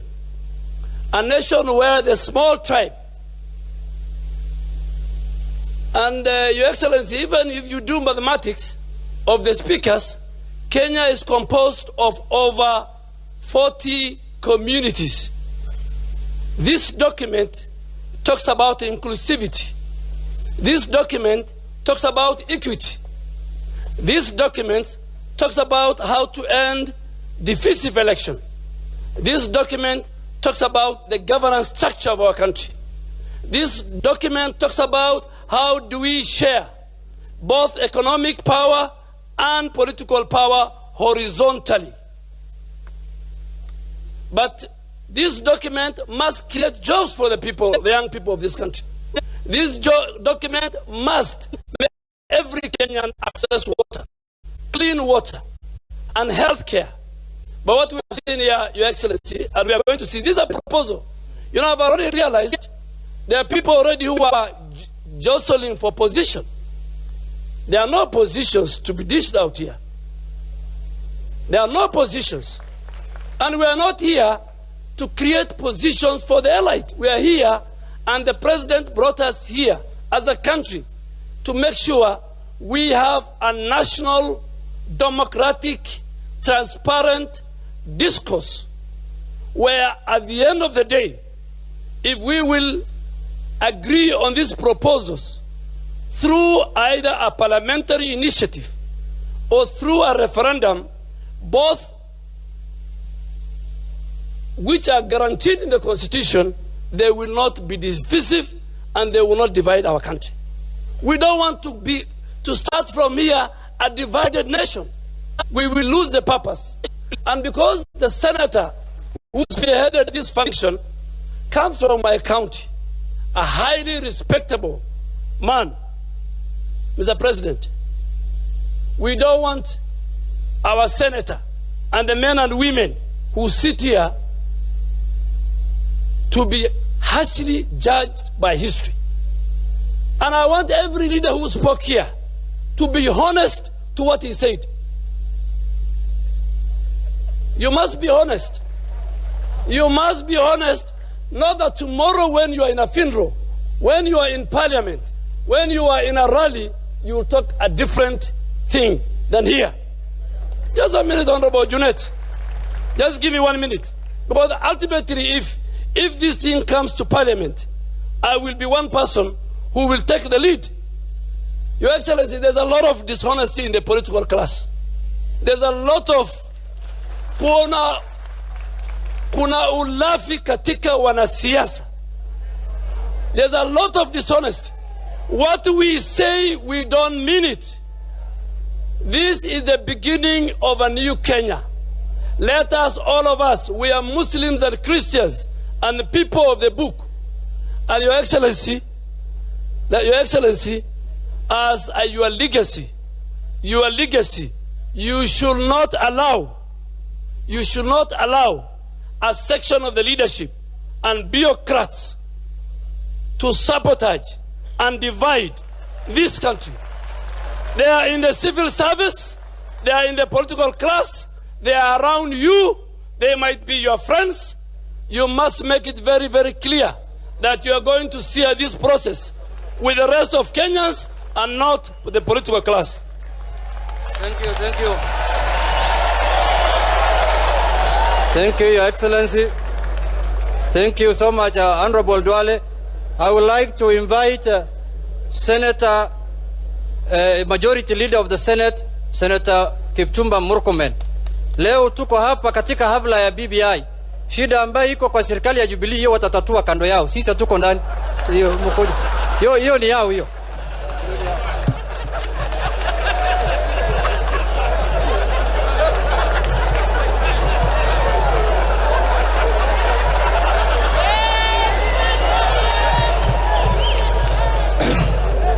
Your Excellency, Your Excellency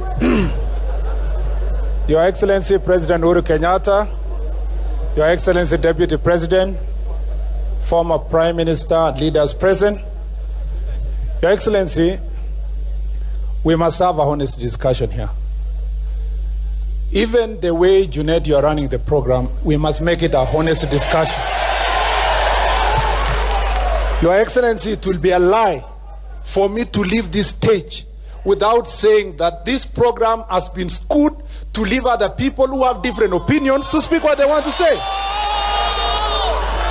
And so, whether Junet, I must say it.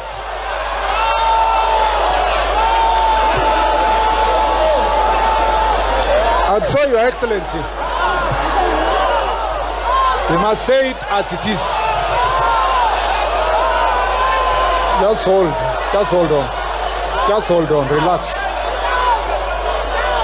If we are going to build a honest Kenya going forward, Your Excellency, we must be able to put our views on the ground. It starts, Your Excellency, with who mobilized the people who came to this podium. Because if this podium is going to be used to lecture other people and give other people views, we must, Your Excellency, come out and speak our voices. And so there is no way I will be told, as a leader in this country, I will be expected to sanitize politics in this nation, and our voices are not going to be heard when we speak here. Just hold on. And therefore, Your Excellency, I want to say this. As leaders who have come here to seek for national unity, as leaders, Your Excellency, who have come here to say that this is not about politics of exclusion of other people, I demand the right to be heard. And I demand the right for my views to be heard in the Republic of Kenya, like every other citizen of this republic. Wananchi watukufu, harambee, harambee. Tuwe na heshima, rais wetu yuko hapa. Mimi naona BBI itapita, lakini mpeni mtu huyo nafasi. Please give him time. Wacha yeye aseme yake na sisi tufanye yetu. Asante sana. So, Your Excellency, thank you very much, Your Excellency. I think it's in maximum respect of the nation we want to build that, Your Excellency, we came here from all shades of political opinion. And that, Your Excellency, I want to appreciate the leadership you provided in this process. Because I was among the first and among the people who are very skeptical about this process. And Your Excellency, when I read yesterday the report, when you explained to us in State House, when I went down and sat, I slept at 4 in the morning reading the 156-page document. Your Excellency, I must say to Senator Haji and your team, I'm very proud of you, Mzee. Because contrary to the skeptical positions we had, we are beginning to have a conversation on how to sanitize our politics.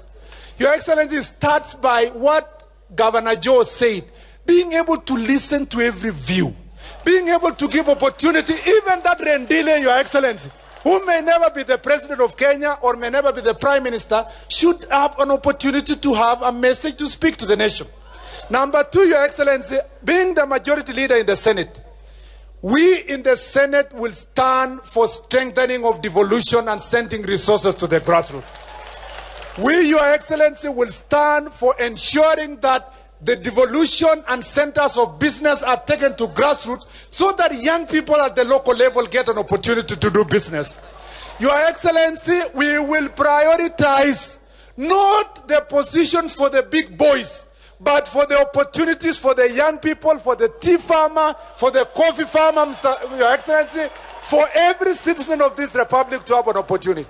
And I want to say, I dare say, if it was not for your leadership, Your Excellency, I come from one of the smallest communities in Elgeyo Marakwet County and one of the smallest communities in Kalenjin community. But Your Excellency, because of your leadership, I am proud to say I'm the majority leader in the Senate. We want a nation tomorrow where Arendile will say, I am proud to be the President of the Republic of Kenya. We want a nation tomorrow that the mobilization and the ethnic mobilization of politics is a thing of the past. And that's why we are here. And I want to promise this gathering and the people of Kenya that this document will come back to us.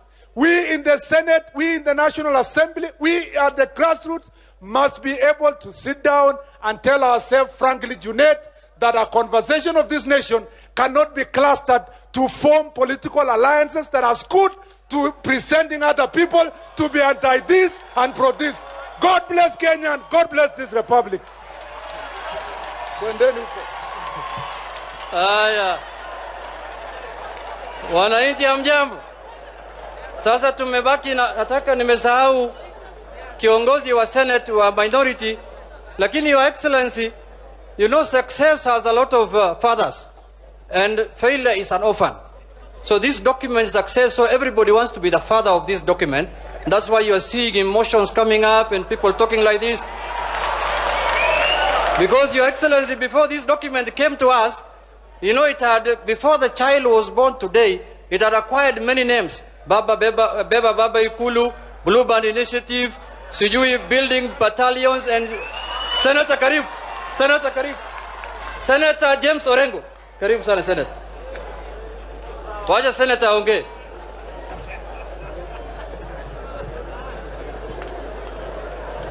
Asante.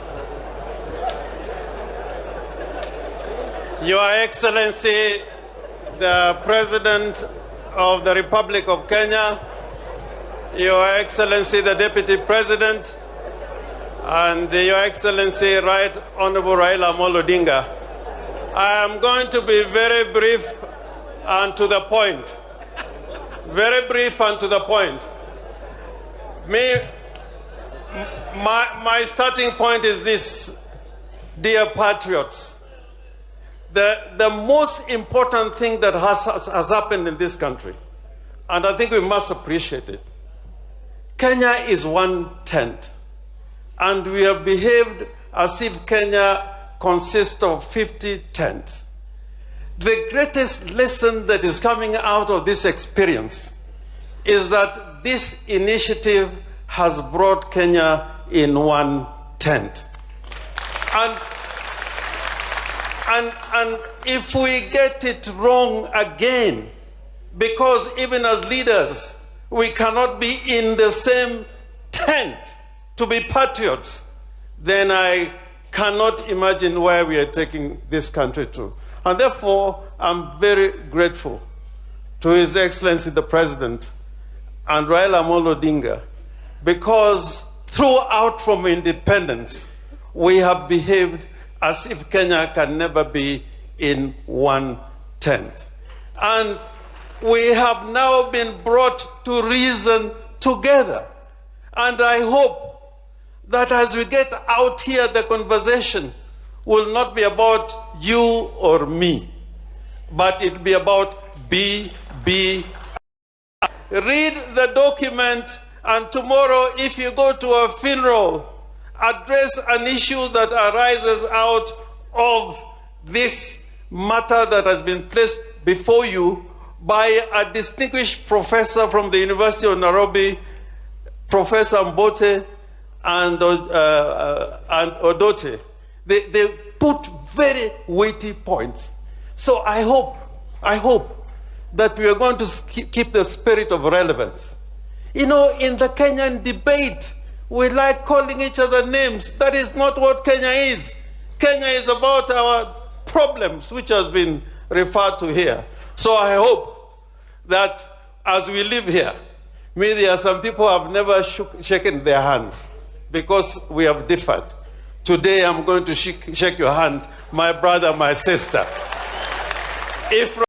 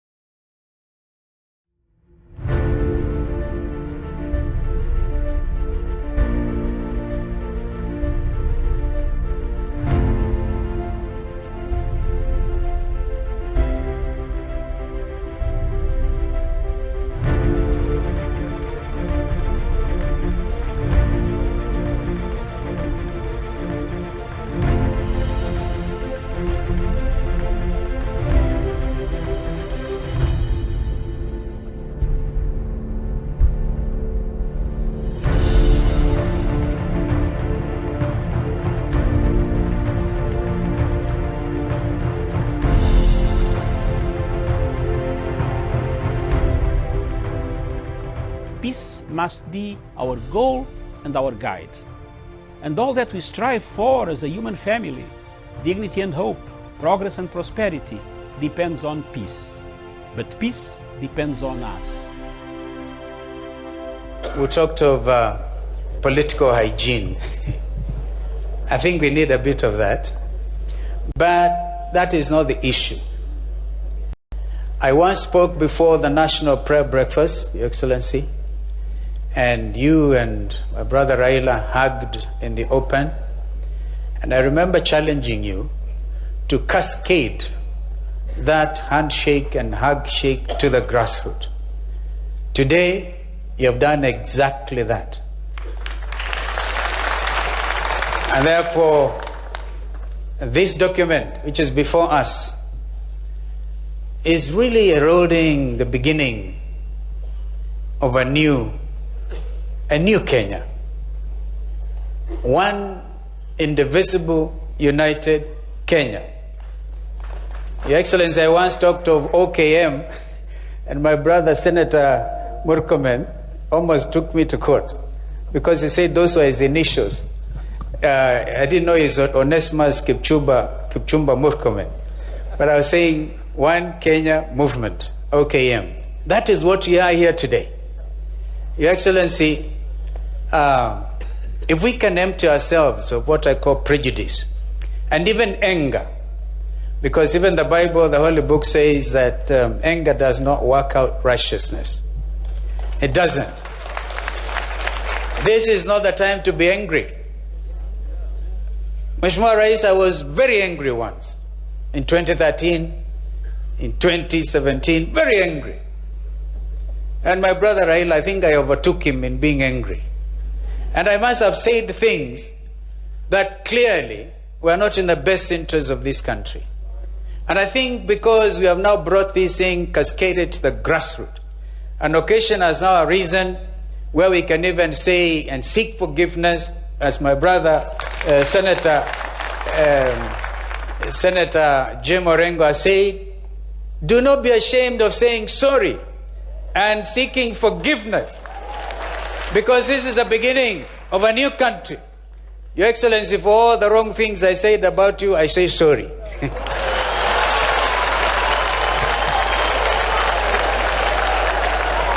You know, one time, and please don't interrupt me because I think this is important. You know, I once stood in Jamhuri Park and I was very angry. And I wanted to be biblical. I was actually quoting from the Bible and also referring to the famous human rights crusader in the United States when he actually said that every valley shall come down and every mountain will come down. People of Mount Kenya thought I was talking about Mount Kenya coming down. And they were very angry with me.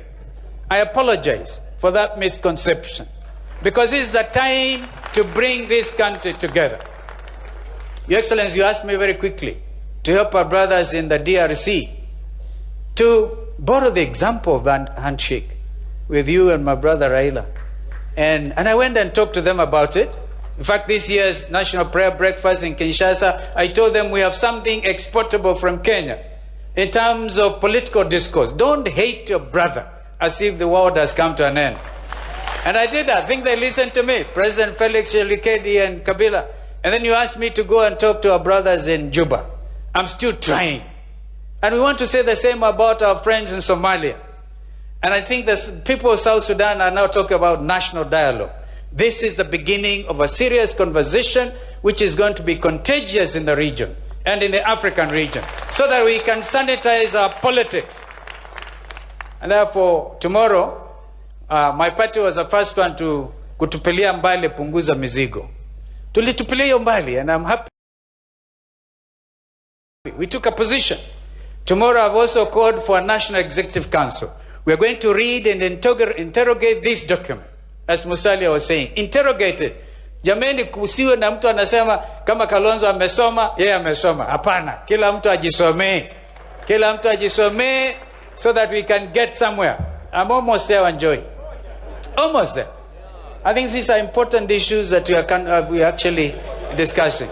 So tomorrow, National Executive Council will help a democratic movement. And I believe other party leaders are going to do that. Because in addition to reading, there will be need for political party cross-border consultation. And Wiper sets the stage tomorrow at our National Executive Council. So that at the end of the day, we all come from various bedrooms. Kibera is now behind us. Tunatoka bedrooms mbali ni nyingi Kenya hii. I think there must be 50 as many women as there are, 50.1 bedrooms. But today we are under one bedroom called Bombers of Kenya, na bedroom ya Kenya, so that from today hakutakuwa mtu anasema hii ni bedroom ya Kalonzo. Hapana, itakuwa bedroom ya mwananchi wa Kenya na yatafuta kura kila mahali, kila mahali, kila mahali. Therefore, read this document. I personally, if you allow me, from what I've seen on the president appointing a prime minister, you make it so difficult for whoever will be president to appoint the prime minister. Absolute majority, and then anashindo unarudi tena kwa mahali ametoka unaleta jina lingine. We could even create a difficult position. I think on that, I assume a technical team will now take over from this able team led by Mzee Senator PC Yusuf Haji. Wachukue sasa technical team, wapekue mambo hayo, give us a document that is going to further unite this country. And I think this is very important, so that we will then speak with one voice, na tuache kutukanana. Matusi haiwezi kujenga taifa. Kwa hivyo mimi nawashukuruni sana. Bedroom ya Kenya ni moja. Mungu abariki Kenya. Thank you so much.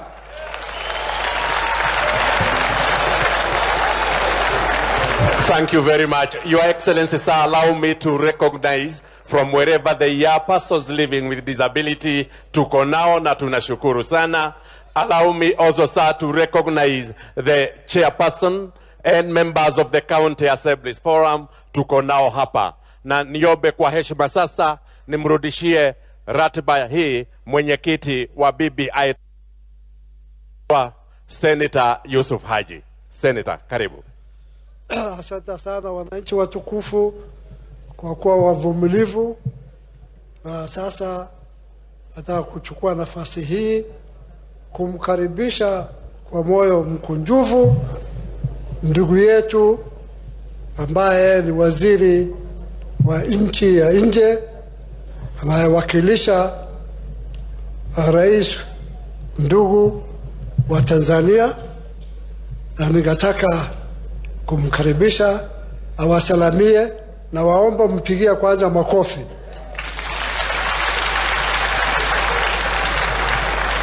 Kwa hivyo bwana waziri Palamagamba Kabudi, karibu. Jina gumu sana.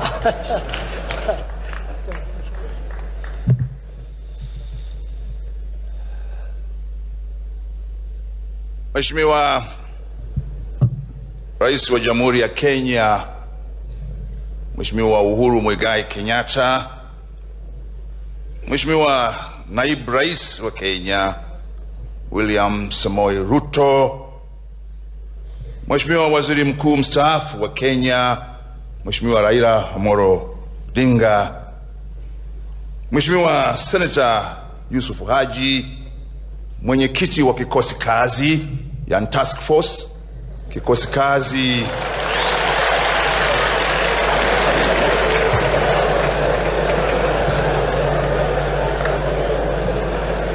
cha jitihada za ujenzi wa madaraja katika Jamhuri ya Kenya.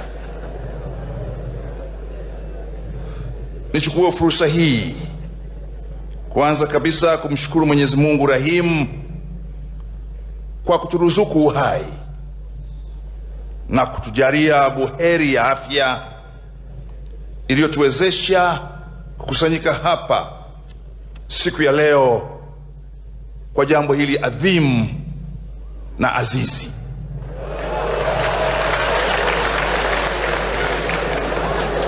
Pili,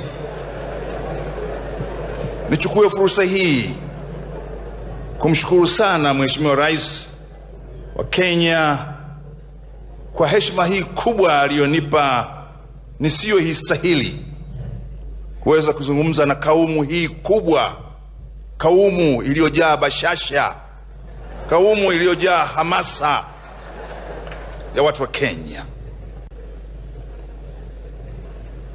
Leo ndugu zangu wa Kenya, mnafanya jambo lisilokuwa la kawaida. Namshukuru sana rais wangu Mheshimiwa Dr. John Pombe Joseph Magufuli ambaye alinipendeza nitume kuja Kenya juzi usiku kama mjumbe maalum, yani special envoy, kumwona Mheshimiwa Rais Kenyatta. Na kwa sababu jana alikuwa na shughuli nyingi, nilipata fursa ya kumwona jioni ili kumletea salamu na ujumbe kutoka Tanzania.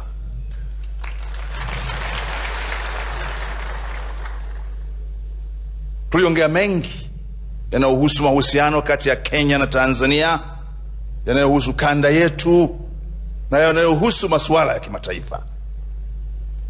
Na moja ambalo Mheshimiwa Dr. John Pombe Joseph Magufuli alinituma nije lilete Kenya ni kueleza wa Kenya that the United Republic of Tanzania supports the candidature of Kenya for the non-permanent seat in the United Nations General Security Council.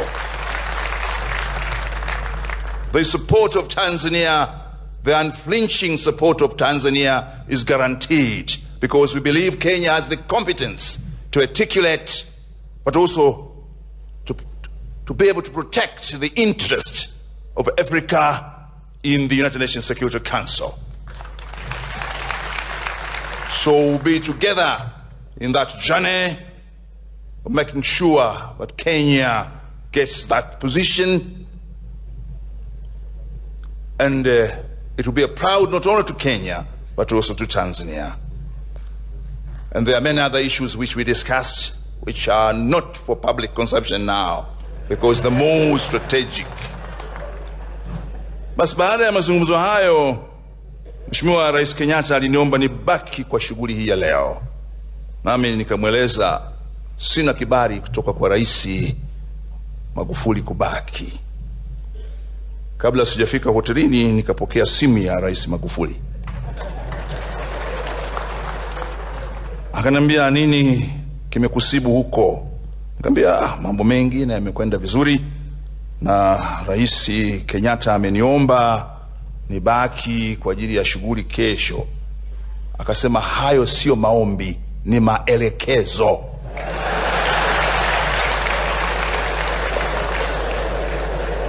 Na maelekezo ya Rais Kenyatta ni maelekezo yangu. Kwa nipo hapa kwa maelekezo, sio maombi, kwa sababu maombi ya mkubwa ni maelekezo, maombi ya mdogo ni maombi. Hata sisi wa Tanzania tunaposema naomba, iko naomba kweli naomba, lakini iko naomba na kwamba lazima unipe. Lakini bado nasema naomba. Na naomba tafadhali, lakini ole wako usifanye hivyo. Kwa hiyo Mheshimiwa Rais amenituma nilete salamu zake kwenu, ndugu zake wa Kenya. Rais Magufuli anasema anawapongeza wa Kenya kwa kuepusha shari na kuleta shere. Rais Magufuli anawapongeza wa Kenya kwa kuondoa uhasama na kuleta tabasamu. Lakini zaidi anawapongeza kwa kuondoa hofu na wasiwasi na kujenga matumaini mapya kwa watu wenu. Kwa hiyo kwa wanaume wote wa Kenya, kwa wanawake wote wa Kenya, niwape hongera. Jipigieni makofi. Kwa sababu hongera anapewa mwanamke. Na kwa wanaume wote wa Kenya niwape kongole. Kwa sababu mwanaume anapewa kongole. Lakini kwa Wakenya wote niwaletee pongezi. Kenya na Tanzania sio majirani tu, ni ndugu. Tena undugu wetu ni undugu wa damu. Tunazungukwa sisi, tuna majirani nchi 8. Lakini nchi ambayo makabila au jamii tunazochangia nyingi kuliko zote ni Kenya. Wawe ni Wadigo wa Kenya na Tanzania, wawe ni Wataita wa Kenya na Tanzania, wawe ni Wakamba wa Kenya na Tanzania, wawe ni Wamasai wa Kenya na Tanzania, wawe ni Wakuria wa Kenya na Tanzania, wawe ni Wajaluo wa Kenya na Tanzania, wawe ni Wasuba wa Kenya na Tanzania. Lakini kwa nini watu hawafahamu au hawajui? Ni kwa sababu Tanzania hatuzungumzi makabila.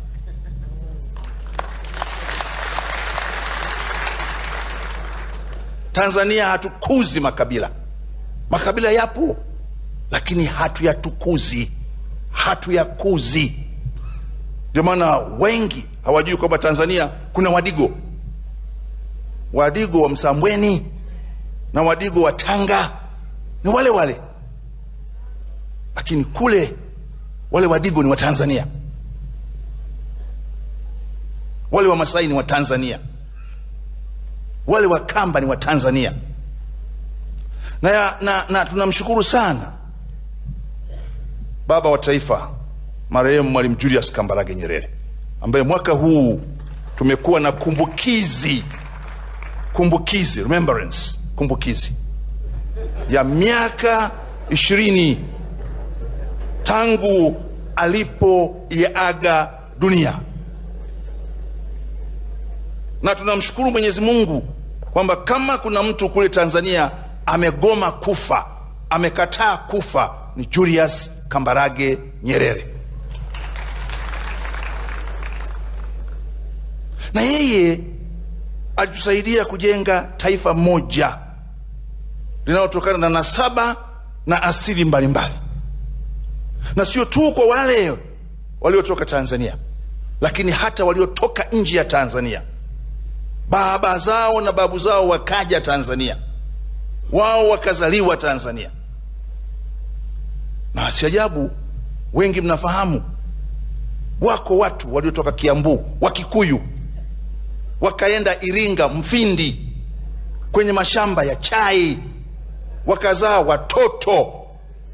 Na hao watoto, mmoja wao alikuwa ni Joseph James Mungai, ambaye mwaka 1972 Mwalimu Julius Kambarage Nyerere alimteua kuwa waziri wa kilimo akiwa na umri wa miaka 29, at the age of 29.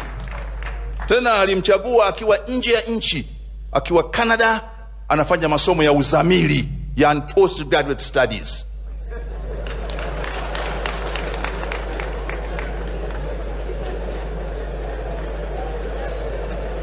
Na Joseph James Mungai alipokuwa anarejea Tanzania ili kuapishwa kuwa waziri, alisimama hapa Kenya, na miongoni mwa watu waliokwenda kumpokea na kumpongeza alikuwa Dr. Njoroge Mungai, na mdogo wake Paul Mungai alipanda katika jeshi mpaka akawa meja jenerali. Lakini Mtanzania mwingine mwenye asili ya Kikuyu, Karanja, alipanda mpaka kuwa mkurugenzi mkuu, yani Director General wa taasisi ya utafiti wa misitu, Tanzania Forest Research Institute. Hiyo ndio Tanzania ambayo tungependa na nyinyi ndugu zetu wa Kenya mfanane nasi.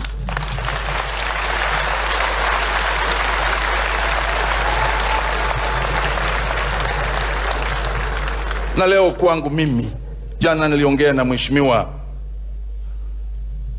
Rais Kenyatta. Mimi unaweza kaniita Kaguthi, sawa, nafanana na Kikuyu kidogo, na hasa meno yangu, lakini natoka katikati ya Tanzania, kwenye bonde la Ufa Tanzania, na nyanya mzaa mama yangu kama angekuwa Kenya ni Mkipsigis, lakini Tanzania ni Mtanzania.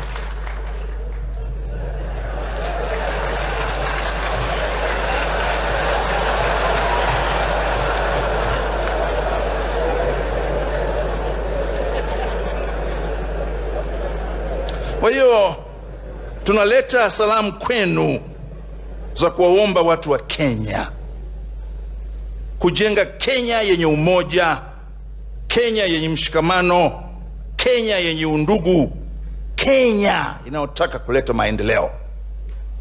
Na muachane na maradhi ya siasa za kikabila.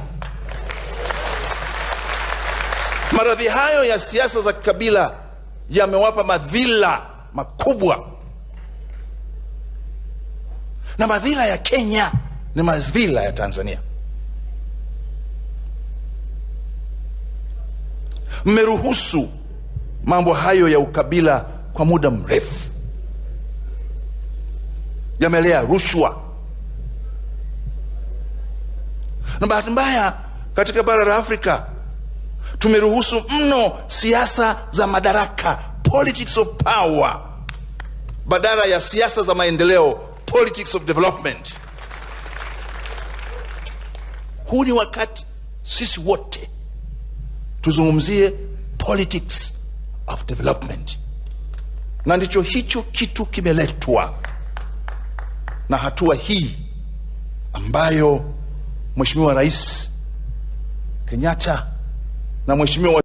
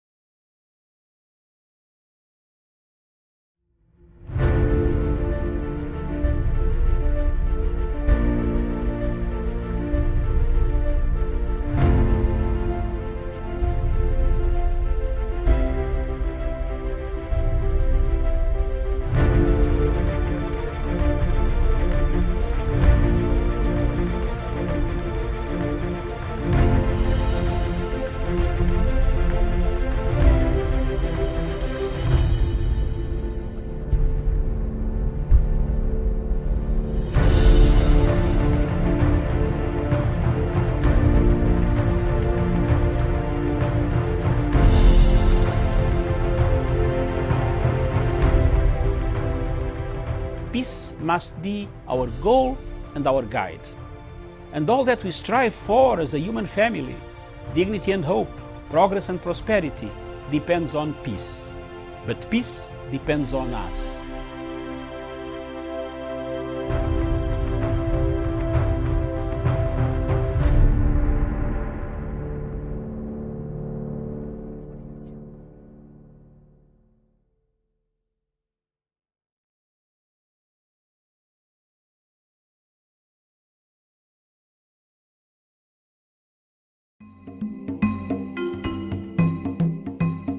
Viewers, those listening to this tape or this video, I want to bring to your attention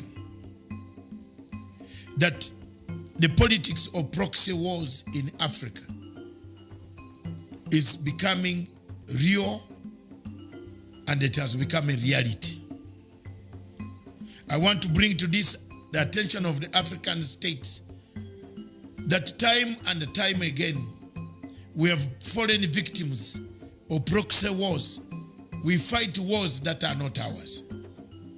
We fall in conflicts that are not supposed to be, don't help Africa, and they don't help our countries at all. The proxy war that is in East and Central and the Horn of Africa has been ignited, supported, equipped by France. That mess.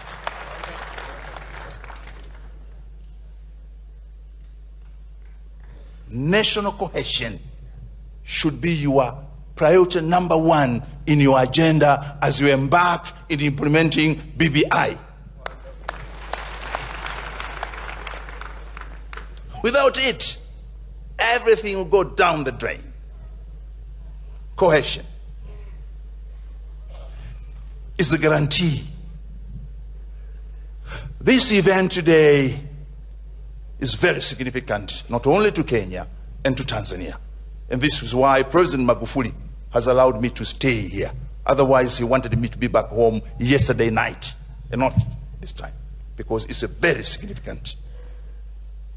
Pragmatism and realism in building bridges for national cohesion and the sanitization of the border politics of Kenya is urgent.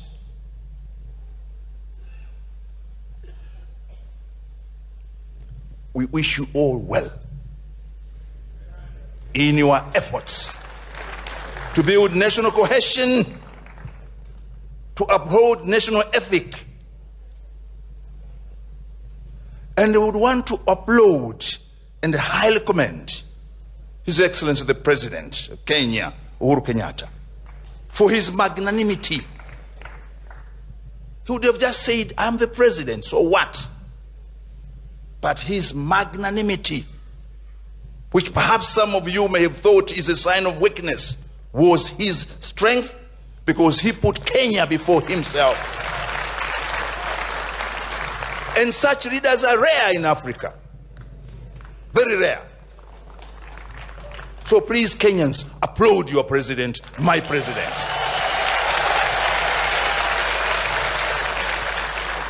Equally,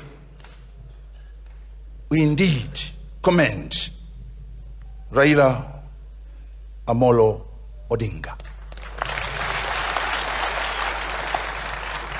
If he had decided to be stubborn, we wouldn't be here.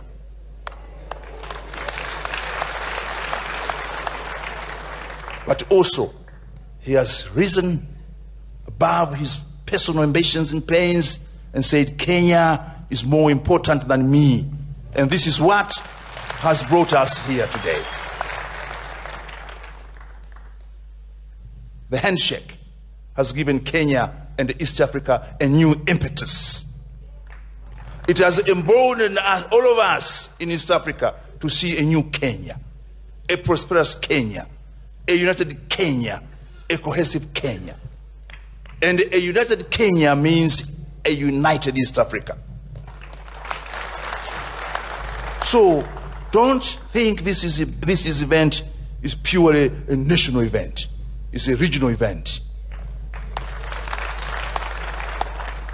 and my fellow politicians, because now I've been pulled out of the university and I'm seeing my colleagues here, Patricia Odote. Now I've joined Kivutha, my good friend, him by election, me by nomination. Now for 2.5 years I'm in politics. I was a professor of law at the University of Dar es Salaam, worked hard also with Adams and many others. So now, lucky you are still in academics. Now I'm in politics. And let me tell my fellow politicians here in Kenya, live up to the expectations of Kenyans. But more so, live to the expectations of your fellow East Africans. Exude confidence instead of perpetuating fear and apprehension among the people. Come out of your tribal cocoons and embrace the wider Kenya and the wider East Africa. We therefore hail the Building Bridges initiative because it portends well for the future of Kenya. A united, cohesive, peaceful, stable, and a prosperous Kenya.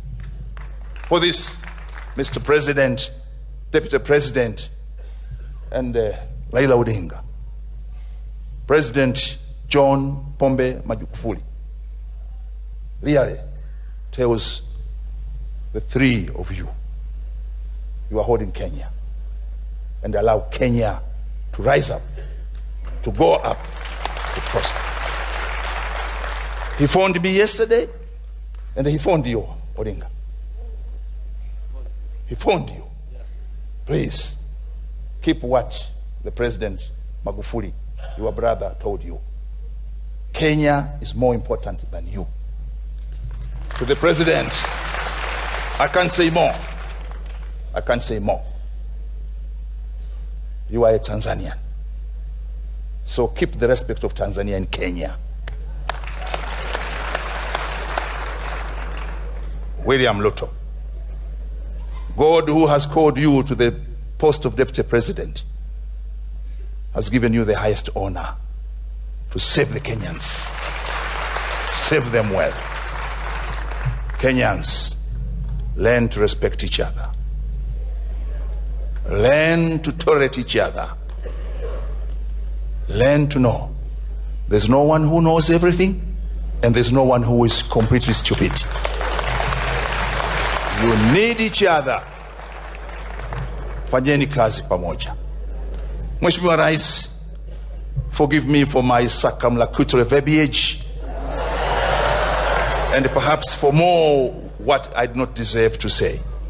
But we come with humility as your relatives. We are kith and kin. Kenya and Tanzania, God has destined us to be together, and they will be together in good and bad, in all weather. Our friendship, our relations are all weather. We will support each other. And as I said, our support to Kenya is unequivocal, and there's no quid pro quo, because we are brothers and sisters. Asanteni sana.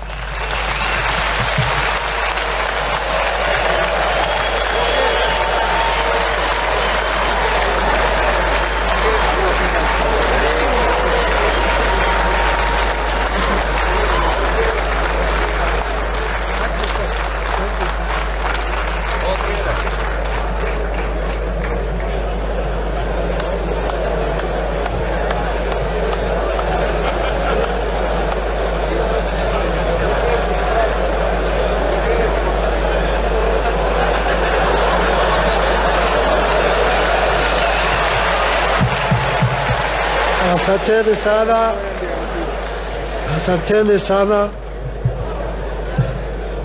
Waziri ndugu Kabudi, umeguza moyo wetu kwa hakika,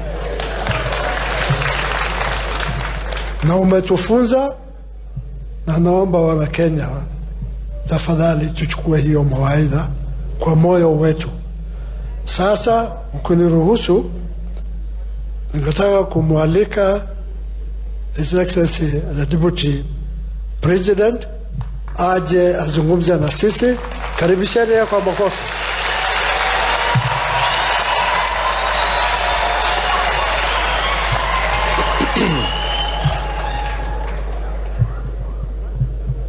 Mheshimiwa Rais wa Jamhuri ya Kenya Uhuru Muigai Kenyatta,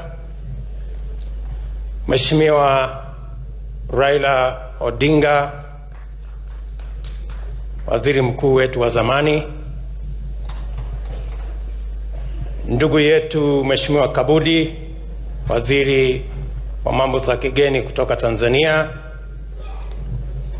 the chairman of the Building Bridges Initiative Task Force, and your members, Your Excellencies, ambassadors, fellow leaders, and Kenyans, good afternoon. Hamjambo. I will not attempt to speak Kiswahili today because I do not command enough vocabulary to measure up to the standards that have been set. Therefore, I will restrict myself to English. Your Excellency, this is yet another historic moment as we write a new chapter for our nation. Today, as Kenyans, we have come together from all shades to have a conversation about our present and to project into our future.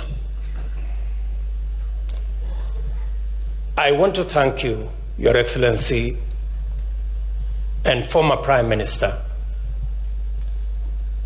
for the courage that you had and the patriotism that you displayed when you decided that it is time for us as Kenya, democratic as we are, belonging to different parties as we do, but to also have a conversation, not talking at each other, but talking to and with each other. And this is the moment, Your Excellency, that your initiative with Raila Odinga has brought us to. I want to say, as a leader in Kenya, that this moment of uniting Kenya that has become part of your politics will go down in the history of our nation, that you went out of your way in every turn and in every occasion to bring this nation together. A very big chapter of your legacy will be around uniting the country. And Your Excellency, we want to thank God for this occasion. And we want to thank you and the former Prime Minister for doing this, not for yourselves, but for us, the 47 million Kenyans. Your Excellency, the document and the proposals and the recommendations that have been put together by this able team will form the basis for a national conversation. A conversation, Your Excellency, where there is no greater or smaller person. There is no superior or inferior opinion. That all of us as citizens of Kenya, can air our views openly, frankly, so that we can have an informed conversation. Your Excellency,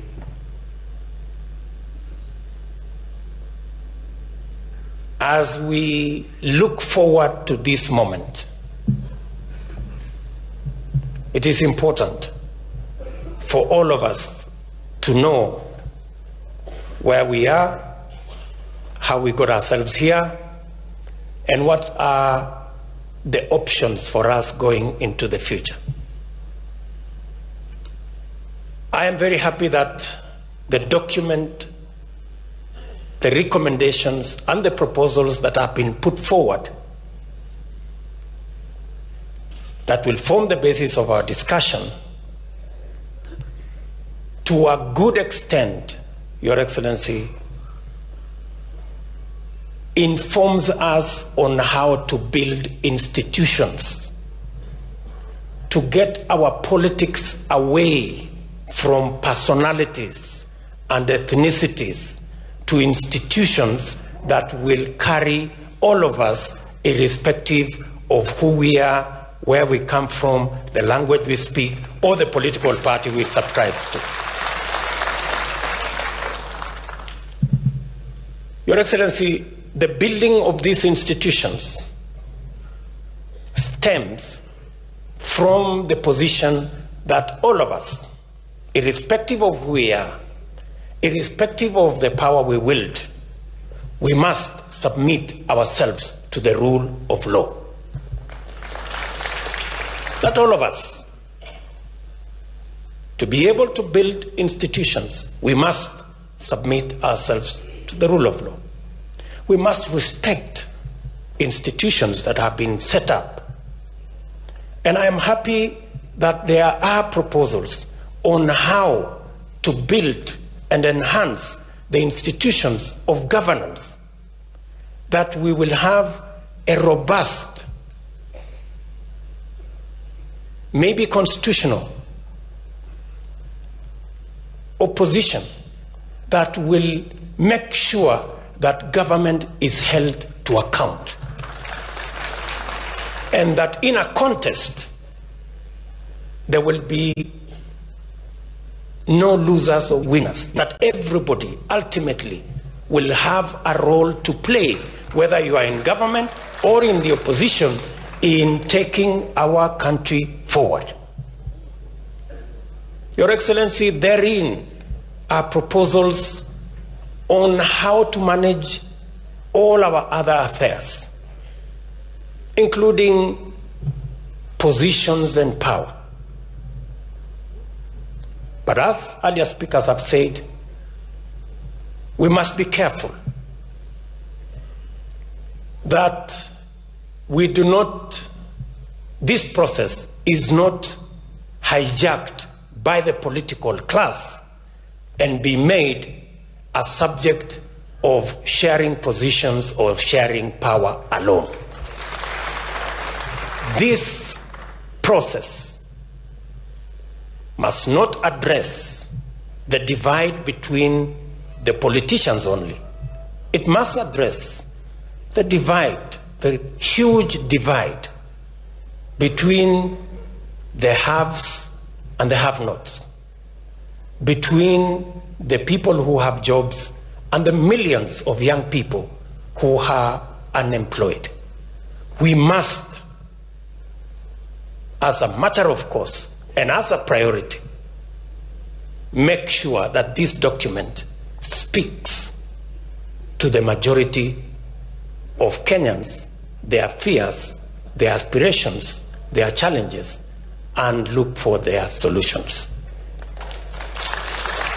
I am very confident that we have what it takes to make sure that we make the best of this document. Your Excellency, as this process moves to the next stage,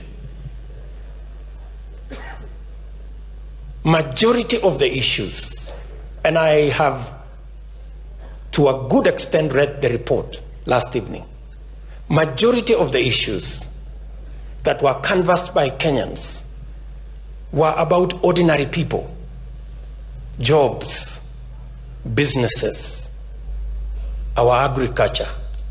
And Your Excellency, you have set a perfect program under the Big Four program that will sort out our farmers, agro-processing, value addition, manufacturing, the whole housing program that will give us jobs for our young people. As we embark on this process, Your Excellency, we should accelerate the Big Four program so that in it we can also sort out some of the challenges that were enlisted under the proposals that were made by BBI. Your Excellency, going into the future, I want to agree with the leaders who have said that all of us as Kenyans must read this document for ourselves. We must interrogate. And the processes going into the future, I want to persuade us that from here going into the future, we should avoid a costly, potentially divisive, controversial processes that will divide us. It is possible for us to build consensus and arrive at the destination together, not divided. Therefore, members of Parliament, members of the Senate, I think to a great extent the job has been well cut out for you on what you should do in Parliament in terms of legislation, in terms of constitutional changes, but that must be informed by millions of Kenyans, their views, their aspirations, and their comments. With those many remarks, ladies and gentlemen, let me now take this opportunity to invite the former Prime Minister, the Right Honorable Raila Amolo Odinga.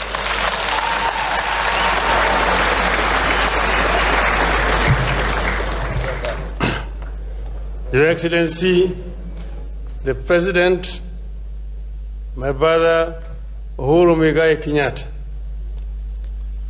the Deputy President William Ruto, Waziri kutoka Tanzania ndugu Palamagamba Kabudi, Your Excellencies, members of the Diplomatic Corps, Wakenya wote ambao wako hapa, hamjambo. Hamjambo tena. Your Excellency, we are here in Langata at Bomas. So if Kibra is the bedroom, Langata is the sitting room.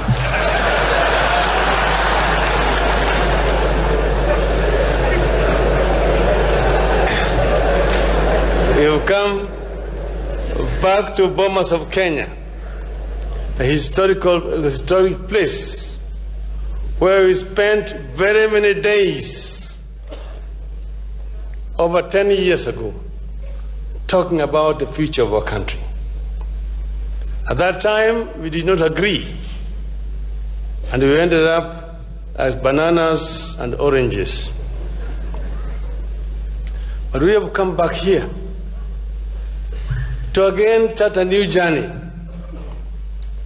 You remember in August 13, 2017, that's about 5 or 6 days after the elections, we came here, invited by the Electoral Commission to announce the results. And we engaged them in an argument. And you had come here to be announced as a winner. But that did not take place. It was deferred. And thereafter, then they came and announced the results. A day later, we did not attend that occasion. Instead, we found ourselves in the Supreme Court. which did its pronouncement. And then eventually we were not there on the 26th of October for reasons that we made clear to the people. You ended up in Kasarani and you ended up in Uhuru Park.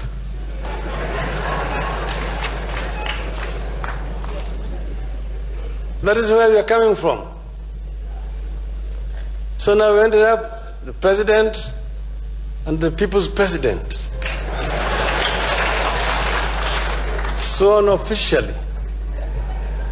And then people say that, oh, now that we've been sworn in, let us now remove all the portraits of the president from all public buildings in our strongholds and heap them somewhere and touch them and declare ourselves sovereign and begin to collect taxes and do our things. I looked at that and I say that that is taking Kenya to Somalia or to... Then, on the other hand, the president, people told him, we say that if somebody else is sworn, that is treason. Arrest him, prosecute him, and hang him. So arrest Raila now. And the president also had an issue with that one. It is under those circumstances that councils of goodwill prevailed, and we ended up, me and the president, having a conversation.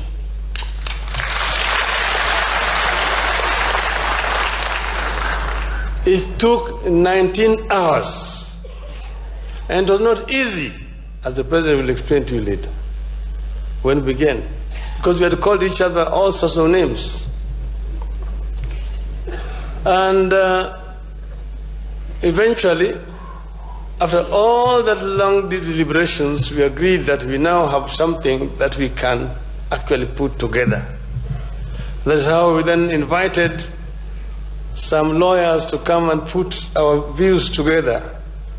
But we told them exactly what we thought was wrong with our society, what needed to be corrected, and gave them the responsibility of putting it together. And then they put it together. And we said that we'll have this conversation just among ourselves first. And we're not talking about 2022, we're talking about 2017, going backwards. How we can change this country, create a new narrative, and bring the country together. So I'm very happy that today we've been joined here na ndugu yetu kutoka Tanzania. Jana usiku Rais Magufuli anipiga simu. Akaniambia mimi waziri yangu yuko pale, nilimtuma kwa Rais Uhuru. Na nimemwambia abaki huko awe na nyinyi kesho kwenye kongamano yetu. Na nikamwambia hiyo itakuwa bora zaidi, manake aje hapa walezi wa Kenya vile Tanzania inatawaliwa. Manake vile amekwambia nyinyi kule Tanzania, ukiuliza mtu wewe ni kabila gani, atakwambia wewe ni Mkenya. Hapa Tanzania hatuulizi kabila. Unauliza mtu unatoka jimbo gani au eneo gani. Kwa sababu ya ile uongozi bora ambayo Mwalimu Nyerere alileta huko, akaleta ile kitu inaitwa Utanzania. Watanzania wanadumisha kitu inaitwa Utanzania. Tanzania kwanza, kabila pili. Na ndio sababu mmeona Mwalimu Nyerere alitoka kwa kabila ndogo ya Wazanaki na akawa rais wa Tanzania. Mwinyi anatoka Zanzibar, kisiwa kidogo sana. Mkapa anatoka kwa kabila ndogo huko pande ya Mtwara huko. Kikwete anatoka huko Bagamoyo, kabila ndogo tena. Wanahusiana na Wakamba hapo kwetu. Hata Magufuli akoja kwa lile kabila kubwa Tanzania kama Wasukuma, Mnyamwezi au Wachaga hajakupata uongozi huku Tanzania. Maana yake wanaangalia kabila, wanaangalia wewe ni mtu gani. Na hiyo ndio Kenya mpya tunataka kujenga. Tuliongea na ndugu yangu tukasema, wewe na mimi ukisimama pale na mimi simama pande hii, tukishikana mkono tutaweza kuunganisha taifa hili la Kenya kwa vizazi ambavyo zinakuja. Kwa hivyo usiangalie yale mapendekezo yametoka pale sema sijui nini, Raila atakuwa nini lile moja. Hii si mabadiliko ya Raila au kwa Raila. Raila yuko leo, kesho hata kuweko. Uhuru vile vile hata kuweko kesho. Lakini Kenya itaendelea mbele.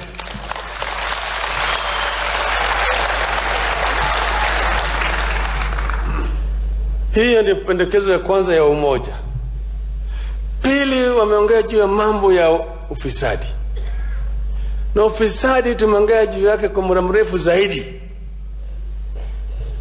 Si kila mara tunaongea juu ya ufisadi, lakini hatujachukua hatua kambambe ya kukabiliana na hii mnyama anaitwa ufisadi. Sasa pendekezo ambayo inaweza kueleweka. Tumesema ya kwamba watumishi wa umma wasiwe watu ambao wanafanya biashara. If you're a public servant, be a public servant. Don't engage in business. Manake hiyo ina cause ile conflict of interest. Kandarasi inatoka, wewe ndio unaandika hizo, na kampuni yako vile vile ni moja ya yale makampuni ambazo zinatenda. Usifanye biashara hata nje. Toka kwa serikali ndio uende ukafanye biashara. Hiyo ni moja ambayo imeletwa hapa, pendekezo ambayo sisi tunaunga mkono kwa dhati sana. Sasa mambo mengine wameleta vile vile maneno ya kuboresha utawala. Improve on the executive to create inclusivity. And that's why positions are being created. They're not being created for any other particular person. That again we support. Alafu mengine ni mambo ya ugatuzi vile vile wamependekeza. Ati Wakenya wanataka namna hii, lakini bado kutakuwa na mazungumzo tukielekea huko mbele. Lakini kusema ya kwamba pesa mingi ije mashinani tunaunga mkono. Ipelekwe mpaka ifike kama kuanzia 35% kuelekea juu. Sawa, lakini vile vile iko nini caption pale ya kwamba hiyo pesa itumie kwa mambo ya maendeleo, not for consumption. Recurrent expenditure should not be above 30%. 70% should go for development. Kwa hivyo mambo ya TOCC nataka kwenda kufanya bonding hapo, mkutano, sisi tunakwenda kufanya benchmarking, si nini, wajumbe kuzuru, watu wanakwenda kukagua kazi ya balozi si wapi na hapa na pale, hiyo yote itoki. Ili tuweze kutumia pesa zetu kwa maslahi ya wananchi kamili. That is something that is coming here in these proposals. So we want to see a new Kenya. And out of this, a new Kenya is going to emerge. Kenya that we all want to see. We want to see all the people of Kenya united, working together as one people. That was the purpose of this BBI thing. And we want to have this conversation. This conversation is going to continue for a period of time.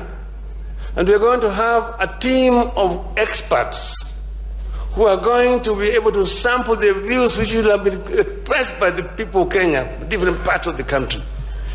It will improve on these proposals which are here in this document. So I am confident that at the end of the day, you're going to have truly a document that will represent the people of Kenya. But let it remain with Wanjiku. Let it remain with Wanja, with Anyang, and Duta. Let it not bring it to hawa kwa wabunge ambayo wataangalia tu kwa maslahi yao wenyewe peke yao. Let this be a people's document. The people should debate it, and eventually the people should approve it, so that we have a national consensus on how we want to move forward as the people of Kenya. This is the kind of Kenya that we want. A Kenya that is united, a Kenya that is reconciled with itself. This is what I wanted to say tonight, today, and now it is my pleasure to invite my brother, Honorable Uhuru Kenyatta, to come and talk to you and do another handshake in front of you.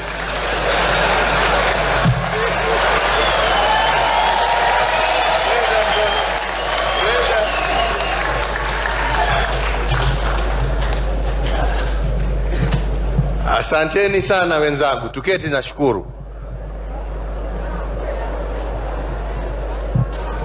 Wenzangu hamjambo? Hamjambo tena? Hebu tusalimiane tu tafadhali, hata wale wako nje tusalimiane zote kama wa Kenya ambao wamesanyana hapa Bomas of Kenya, sio kwa sababu ya mtu, lakini kwa sababu yetu sisi wote. Makamu wa Rais Mheshimiwa Raila Amolo Odinga, viongozi wa vyama mbalimbali za kisiasa, waheshimiwa wabunge, maseneta, magavana, ma MCA,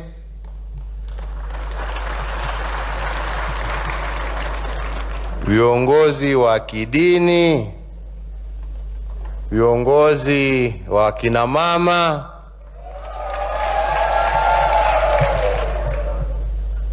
wenzetu mabalozi ambao wamehudhuria leo,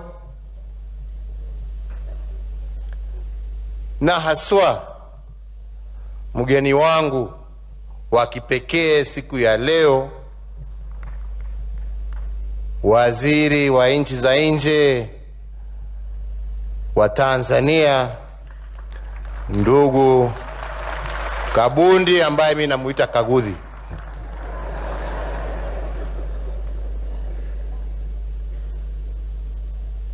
Wakenya wenzangu, siku ya leo ni siku muhimu, na vile nimesema, sio siku muhimu kwangu mimi, lakini ni siku muhimu kwa wananchi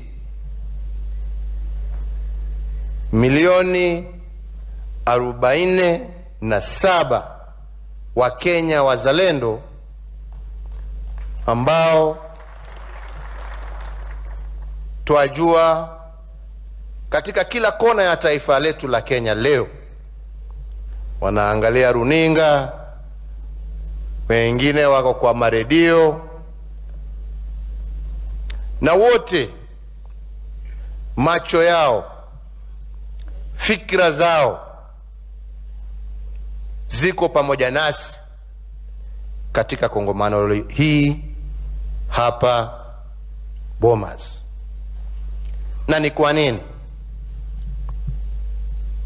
Ni kwa sababu kila Mkenya pahali popote alipo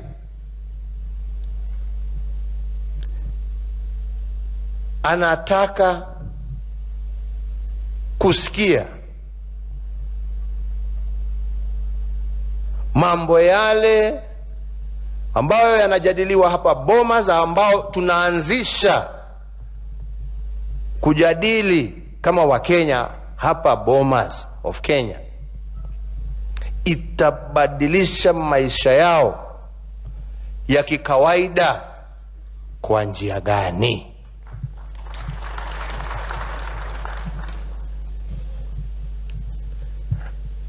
Nimeshukuru wale wote wote ambao wameongea siku ya leo kwa maono yao na kwa kuunga mkono ya kwamba yastahili Wakenya wazalendo wawe nafasi ya kuongea pamoja kuhusu tabu mbalimbali, shida mbalimbali ambazo zinakumba maisha yao. Na nikiwashukuru wote ambao wameongea, ningependa sana kumshukuru ndugu Kabudi kwa sababu yeye ndiye ameongea roho yangu. Wenzetu, kwa muda mrefu tumeamua, na sijui ni kwa nini tumeamua kama Wakenya, ya kwamba njia ya kujadiliana pamoja ni kusimama kwa jukwaa na kutoa maneno sana sana hata bila mtu kufikiria, kwa sababu nataka nipigiwe makofi. Tunaelewana? Na ndipo tunaona sana sana ajenda ya taifa inakwama, kwa sababu ukisimama kuongea kama kiongozi, wewe unajiangalia kwanza wewe mwenyewe, ni nini nitafanya, aidha nipigiwe makofi ama nipigiwe kura ama niseme kitu kingine ambaye itasaidia ule mtu karibu na mimi apigiwe kura. So kama ni mambo ya kabila, tutasema sisi Wakikuyu tusema nitwalie mamushi. Wengine wanasema tuongee yetu hiyo, msiongee sana watu wasisikie, lakini unajua yule ndio wetu ule. My friends, tumekosa kuongea kama jamii moja ya baba na mama wazalendo wa Kenya.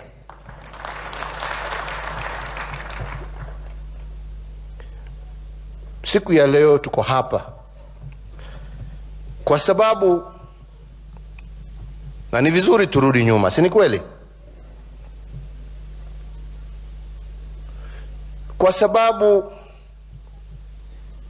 baada ya uchaguzi wa 2017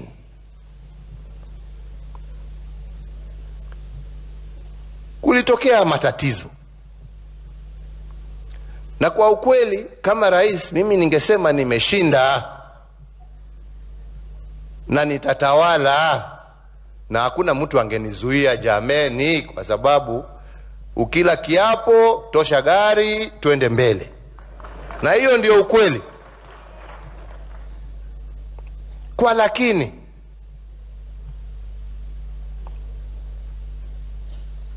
taifa hili letu lilikuwa na mgawanyiko katikati. Kuna sehemu zingine, tuseme mji huu wetu mkuu wa Nairobi, ukiwa kabila hili ukikanyanga au ukiingia ni mawe. Unajua watu wanasahau, ukiingia upande mwingine ni tabu, kioski yako inachomwa, mama mboga zake za kanyangwa. Jameni, dunia yetu ilikuwa imejaa hofu. Ukitembea barabara kwanza lazima ujipange, utapitia wapi?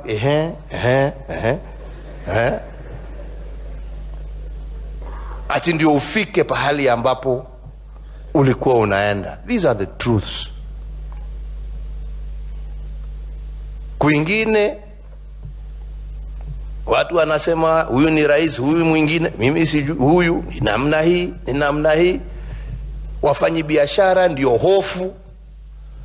Hakuna mtu anataka kuendelesha biashara zake kwa sababu najiuliza kesho tutakuwa namna gani.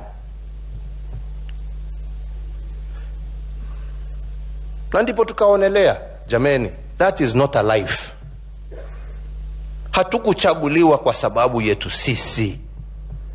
Tulichaguliwa kwa sababu ya maslahi ya wale sasa wamejazwa na hofu maishani mwao. Na ni jukumu letu kama viongozi tuje pamoja. Siku ya leo, na nimesema hapo awali tena, nataka kumshukuru ndugu yangu Mheshimiwa Raila Odinga kwa sababu kukutana kwetu mara ya kwanza haikuwa kitu rahisi. Kila mtu pia, hiyo hofu mlikuwa naye, hata sisi tulikuwa naye pia. Huyu mtu tukikutana naye tutaambiana nini? Tutasema nini? Na kwa ukweli wakati tulikutana, tulikunywa chai karibu dakika 45, kuna mtu anaongea, tunakunywa tu chai. Habari ya nyumbani sawa. Habari ya mama hako tu. Habari ya watoto wanasoma, wanaendelea. Hakuna maneno mengine inaweza kutoka kwa sababu ya hasira ya yale ambayo tulikuwa tumerushania huko mbele. Baada ya saa moja hivi sasa, jameni, ndipo sasa watu kuangaliana hapa, tumejifungia ni sisi wawili tu. Ndio mambo ikaanza. Karibu tulale huko sasa. Na tukasema kitu kimoja wakati tulimaliza. Tukasema tofauti zetu sio kubwa vile. Mashindano ndio inatuletea shida hii yote. Kwa sababu fikira sio tofauti. Na ndipo tukasema, jameni, wacha tuketi, hata tuache uchaguzi huu wa 2017. Wacha turudi nyuma. Ni kwa nini baada ya kila miaka 5 wananchi wa Kenya lazima wapigane? Lazima tumwage damu. Lazima mali iharibiwe. Lazima biashara zisimame. Lazima hofu iingie kwa Wakenya. Na tukasema turudi nyuma na tujiulize. Huo ndio ulikuwa mwanzo wa BBI. Na tukasema huu uchaguzi wa 2017 sio wa mbele na sio wa mwisho. Bado kutakuwa na uchaguzi mwingine kwa sababu Kenya ni nchi democratic. Kenya ni nchi ambayo tuna demokrasia. Bado tutakuwa na uchaguzi. Kwa hivyo jambo muhimu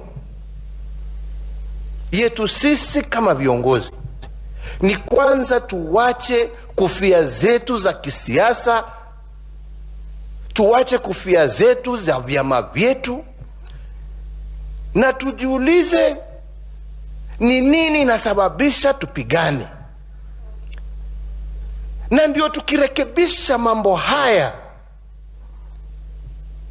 tuweze kuhakikisha ya kwamba, kwa sababu uchaguzi bado utakuja, ya kwamba tutaweza kufanya uchaguzi katika taifa letu la Kenya bila umwagikaji wa damu, bila uharibifu wa mali, bila hofu kwa wananchi. Na hiyo ikawa lengo letu kubwa. Sasa taabu, unajua siasa, ukishikana na mwenzako mwingine anasema hawa wanapanga nini? Ndio naambia, hii sisi wanasiasa ndio chafu ya nchi hii. Wanapanga nini? Sasa unaona mwingine sasa, wale sasa wako na njama. Na kila mtu mwenyewe amesema hapa, sijui kama anajua vile alikuwa anasema. Unaona hata sisi wacha sasa tukutane na sisi tujipange, sisi tuwe na story yetu. Na wengi wakasahau Na ningependa leo kuwakumbusha wenzangu wa Kenya ya kwamba vita ya 2017 au shida ya 2017 sio ya kwanza. Wenzetu 1992 tulipigana. Wenzetu 1997 tulipigana. Wenzetu 2002 muungwana ambaye anaitwa Uhuru Kenyatta hata mbele ya kura kuisha akasema nimekubali, nimeshindwa, tukawa na amani. Tukumbuke kwa sababu tunasahau, na ambaye anasahau hajui tena, anarudia makosa. Tukuje 2007 tukapigana. Jameni, tukapigana mpaka mimi kwanza mimi nilikuwa nimepelekwa kwa wazungu huko kwa sababu ilikuwa inasemekana huyu ni mtu ambaye anataka kufungiwa huko. Anyway, hiyo ni story nyingine. Na sana wengine wakasahau pia ya kwamba 2010 nikaenda nikatafuta ndugu yangu pia William Ruto. Haya, waambia sasa jameni, hii na watu wetu wanaumia. Nikaenda nikamshika mkono, akanishika mkono, tukasema hatuwezi kuendelea namna hii. Na tukawa na amani. Na hiyo ndio nia yangu na ndugu yangu Mheshimiwa Raila Amolo Odinga. Tushikane mkono ndio tuwe na amani. Lakini tabu ya siasa wenzangu ni ya kwamba ukishika huyu, ule mwingine anakusema ni adui. Ukishika huyu sasa, ule mwingine ni adui. Let us now be mature.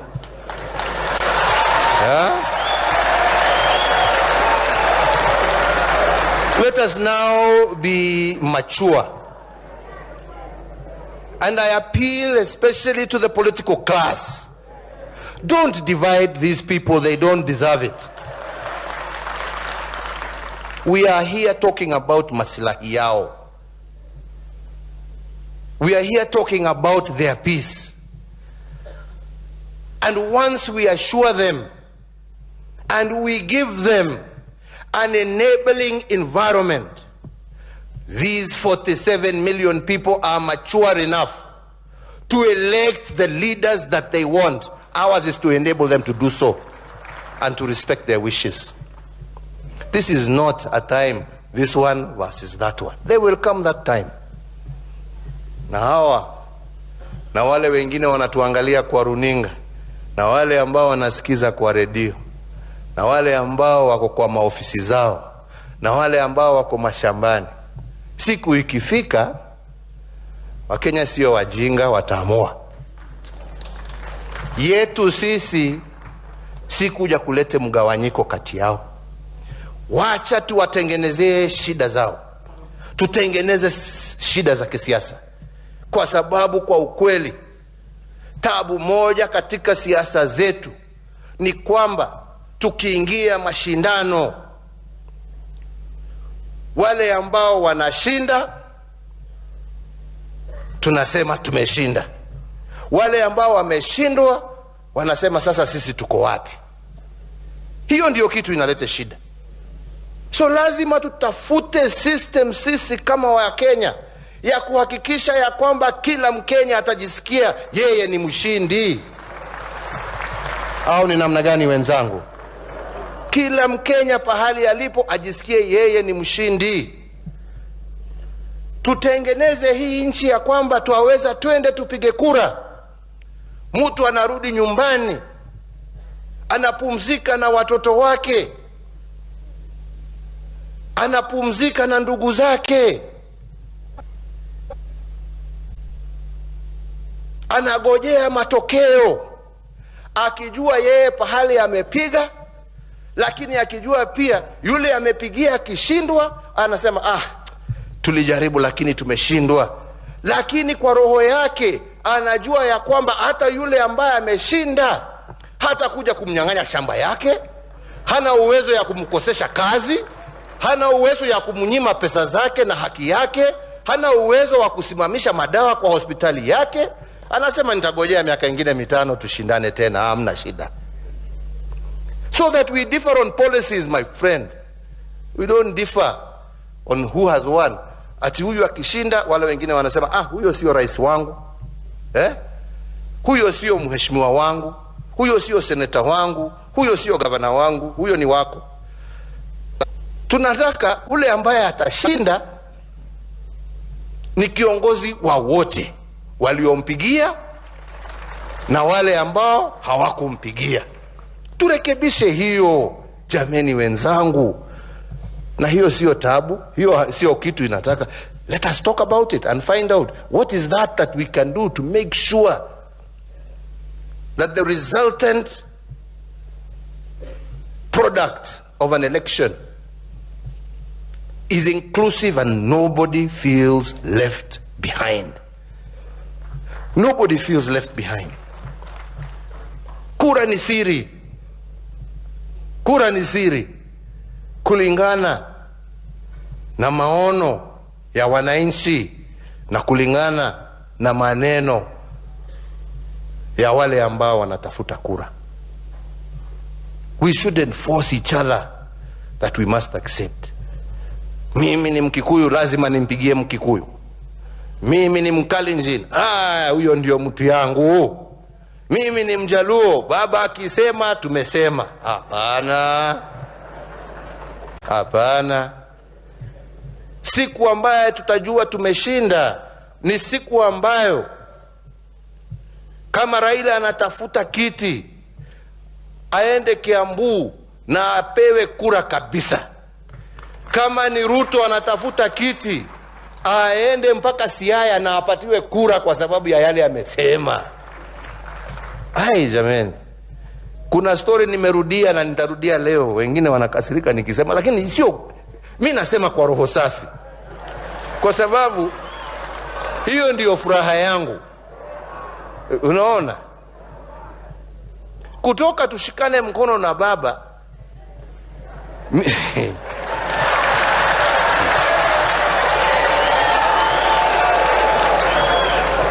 Juzi tulikuwa na uchaguzi Kibera. Si ni kweli? Na mimi mnajua ndio kiongozi wa Jubilee, kweli? Na mimi nilikuwa na candidate. Na tumesaidia candidate wetu kabisa. Si ni hivyo? Sasa kampeni zilikuwa moto na zilikuwa zimechacha. Hata nyinyi mlikuwa mnajionea kila siku. Kampeni zilichacha. Kweli ama sio kweli? Demokrasia ilikuwa imewaka moto Kibera. Sasa mimi nasema kweli kulikuwa vurugu kidogo kidogo, lakini ukiangalia ni viongozi walikuwa wanalimana na mawe. Hawa wanaweza kwenda Nairobi hospital.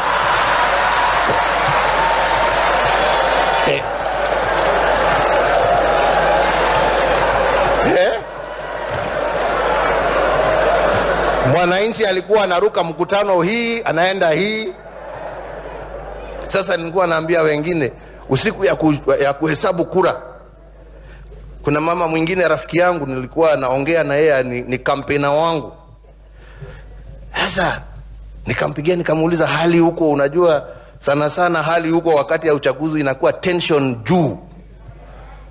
Nikamuuliza hali iko namna gani, mko sawa?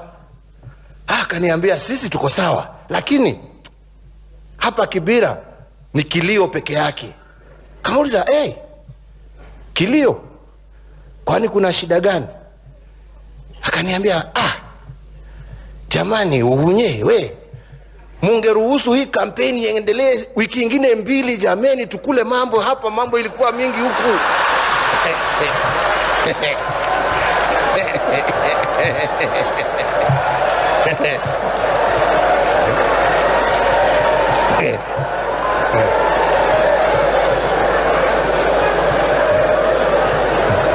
Kwa nini nyinyi mumefunga hii tungeendelea wiki nyingine 2?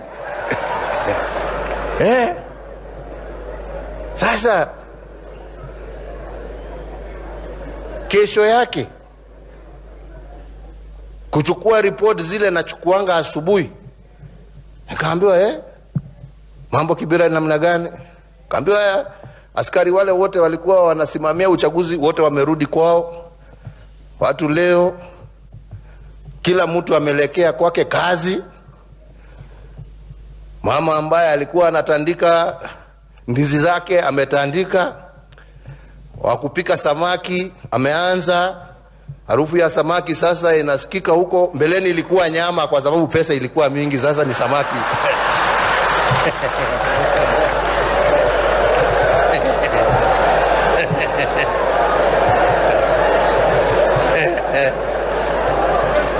Hakuna kioski ilikuwa imechomwa. Hakuna mtu ambaye alikuwa hospitali. Dunia ilikuwa imerudi. Nikasema, jameni, hata kama candidate wangu ameshindwa, Kenya imeshinda. Yeah?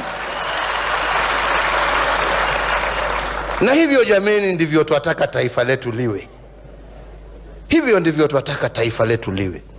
Na hiyo ndio mimi nasema, yale ambao wametupatia wenzetu, wazee hawa wakiongozwa na mzee Yusuf Haji, mambo haya ndio tunataka tujadiliane pamoja. How can we maintain this peace? How can we entrench this peace? How can we? Na ndipo nasema, kwa sababu sio tu mambo ya kisiasa. Tuangalie kindani ni nini inatukula. Tukisema tunataka maendeleo, hebu tuangalie ni jameni, maendeleo na umaskini ni mwingi. Maendeleo yako, umaskini ni mwingi. Maendeleo iko, umaskini bado huko. So lazima tujiulize ni nini inakula, what is eating the other one. Na kitu kimoja mimi naweza niseme hapa, tuseme kwa ukweli, haswa tena tukiwa mji mkuu wa Nairobi. Ukiangalia document zote za serikali zasema ya kwamba mji ambao ndio tajiri ama jimbo ambalo ndio tajiri katika taifa la Kenya ni Nairobi. Kweli ama sio kweli? Yeah? Ndio jimbo ambalo lina utajiri mwingi katika taifa letu la Kenya. Na kwa hivyo hata kwa allocation ya resources, Nairobi inapata pesa kidogo sana kulingana na umati wa wananchi ambao wanaishi katika huu mji. Lakini kuna kitu tumesahau sisi kama Wakenya. Hata kama huo utajiri uko hapa Nairobi, uko mikononi ya watu ngapi? Hiyo ni swali lazima tujiulize. Kweli ama sio kweli? Huu mji ambao unasemekana ndio tajiri, tuna wenzetu ambao waamuka kila siku kwenda kutafuta kibarua ya shilingi 150 kila siku na hajui kama atapata. Huyo ni tajiri? Kwa huu mji tuko na wenzetu ambao hawana maji safi ya kunywa. Katika huu mji tuko na wenzetu ambao wanaenda choo kupitia makaratasi. Mji tajiri. Hii Nairobi tuko na watoto ambao hawana nafasi katika mashule ya high school. Hata uniform watoto hawana. Is this a rich county? So we must look at that and ask ourselves, how are we using our resources? And our resources going to people? Or are they going to leaders? We must ask and address ourselves. Otherwise, kwa ukweli tutamaliza umaskini Kenya hii.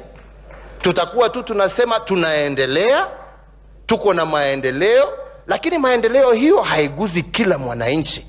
Again, that is what leads to animosity, tension and anger, because people feel they are excluded from the development that we are talking of. Sasa jameni, hiyo kitu haina mambo ya kutusiana hapa na hapa. Ni tukae tuseme this is the way we do it. And I am sure in every single county in this country, There are pockets that are wealthy, there are pockets that are very poor. How do we make sure that resources are merged to needs? How do we make sure? That is a question surely we can discuss and talk about. There is nothing there to disagree about. Wenzetu, fair representation, let us discuss it so that we have an environment where everybody feels that they are represented by their respective leaders. And if we resolve this and many more things, like what is afflicting our young people, how can we create more jobs? Nilisoma kidogo jana wakisema tuongeze pesa ambazo tunaweka katika ma SMEs, katika biashara ndogo ndogo, kwa sababu hapo ndipo wananchi wengi wako, ndio tuweze kuinua hali ya uchumi. It's a good proposal, friends. Let us work on this together. Hii nchi sio nchi ya mashindano kati ya matajiri ati na maskini. Hii ni nchi yetu sisi wote, and we must come together.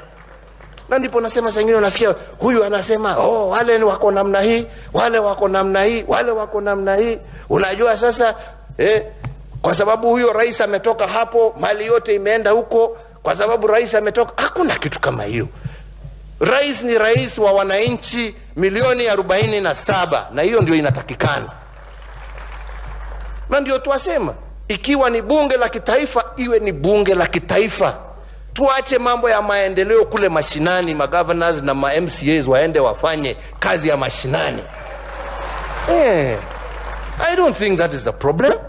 Na sisi tutengue masheria, ni masheria gani ambaye inazuia wa Kenya kukua. Hiyo ndio kazi yetu hapa Nairobi. Hiyo ndio kazi yetu hapa Nairobi. Kule mashinani tuache wananchi wajue maji na mfereji natakikana wapi, line ya stima ni wapi ambaye inakosea, kabarabara gani kanataka kutengenezwa huku. Tunaelewana wenzangu? Tunataka kujiuliza ni kwa nini baada ya kila miaka 5 tunaenda miaka 3 ya kazi, miaka ya 2 tunapoteza kwa sababu siasa imechacha. Tunataka tuulize wafanyabiashara wetu, wenzetu, ni nini inawazuia? Ni nini tuwaweza kufanya ndio tuhakikishe ya kwamba biashara zenu hazisimami? Hakuna taifa ambaye inaweza kuwa na mipangilio ya maendeleo ambaye itabadilisha maisha ya wananchi ikiwa mipangilio yetu ni ya miaka 5. Lazima tuwe na mipangilio ya miaka 20. Haiwezi kuwa ati miaka 5 sasa tena hofu. Hapana. We must have development plans that are 20 years plus if we are to resolve our problems, my brothers and sisters. Au ni namna gani wenzangu? Na lazima tuseme ya kwamba tunataka siasa ambazo zitatoa hizo hofu kwa wananchi, na ndio wafanyabiashara wetu waweze kupanga wakienda mbele. Tunataka hizo siasa ambazo zitawezesha. Sasa siku hizi kwa Kenya huwezi kupata mkopo, ndio nilikuwa nawaambia watu jana, huwezi kupata mkopo wa zaidi ya miaka 5. Sana sana ni mkopo wa mwaka moja na 2. Sasa ni biashara gani itarudisha pesa na miaka 2 kama ni kweli ni biashara ambayo itakuwa? Lakini mwenye kukopesha anasema hii dunia hii, mimi wacha nipate yangu, nitakopesha miaka 2, nigojee kwanza hiyo uchaguzi itakuwa namna gani. Tunataka tuwapatie assurance ya kwamba wanaweza kupatia wananchi mikopo ya miaka 10, miaka 15, kwa sababu they have confidence ya kwamba Kenya will be stable and Kenya will always have leadership, whoever it is, that will live within the rule of law and that will respect the rights of all our people. Then we are moving forward. Tunataka tuheshimiane kama makabila, ya kwamba kila Mkenya awe ako na uhuru wa kuwa pahali popote katika taifa hili letu la Kenya, na asisikie ya kwamba uchaguzi unakaribia, wacha sasa nipange virago ati nirudi kule nilizaliwa, nitarudi tena uchaguzi ukiisha. We don't want to live like that. We want to live in a manner in which we can program ourselves. Na ndipo mimi nawauliza haswa, na ninataka kurudia tena, viongozi wenzangu, tafadhalini, ambition, personal ambition is not bad. It's a healthy thing. We all want to be ambitious because we are desirous. We want power. We want to be MPs. We want to be presidents. We want to be governors. We want to be all of these things. Ambition is good. Just like people are ambitious, those in business, they want to be ambitious and to see how their business grows. But I pray and I appeal to you today, don't let those ambitions of yours overshadow our ability to fix those things that will help you achieve your ambitions.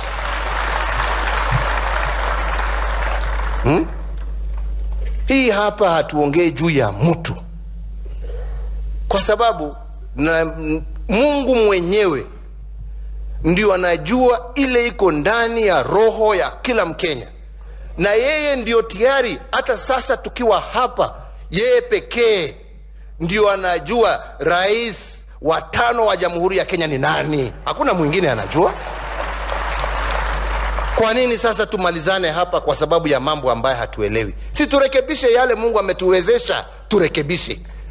Hiyo ingine wakati wake ukifika, naona tu kama ile ilikuwa juzi, huyu hii, na tujue inafanyika. Wacha wananchi wakule mali, wafurahie,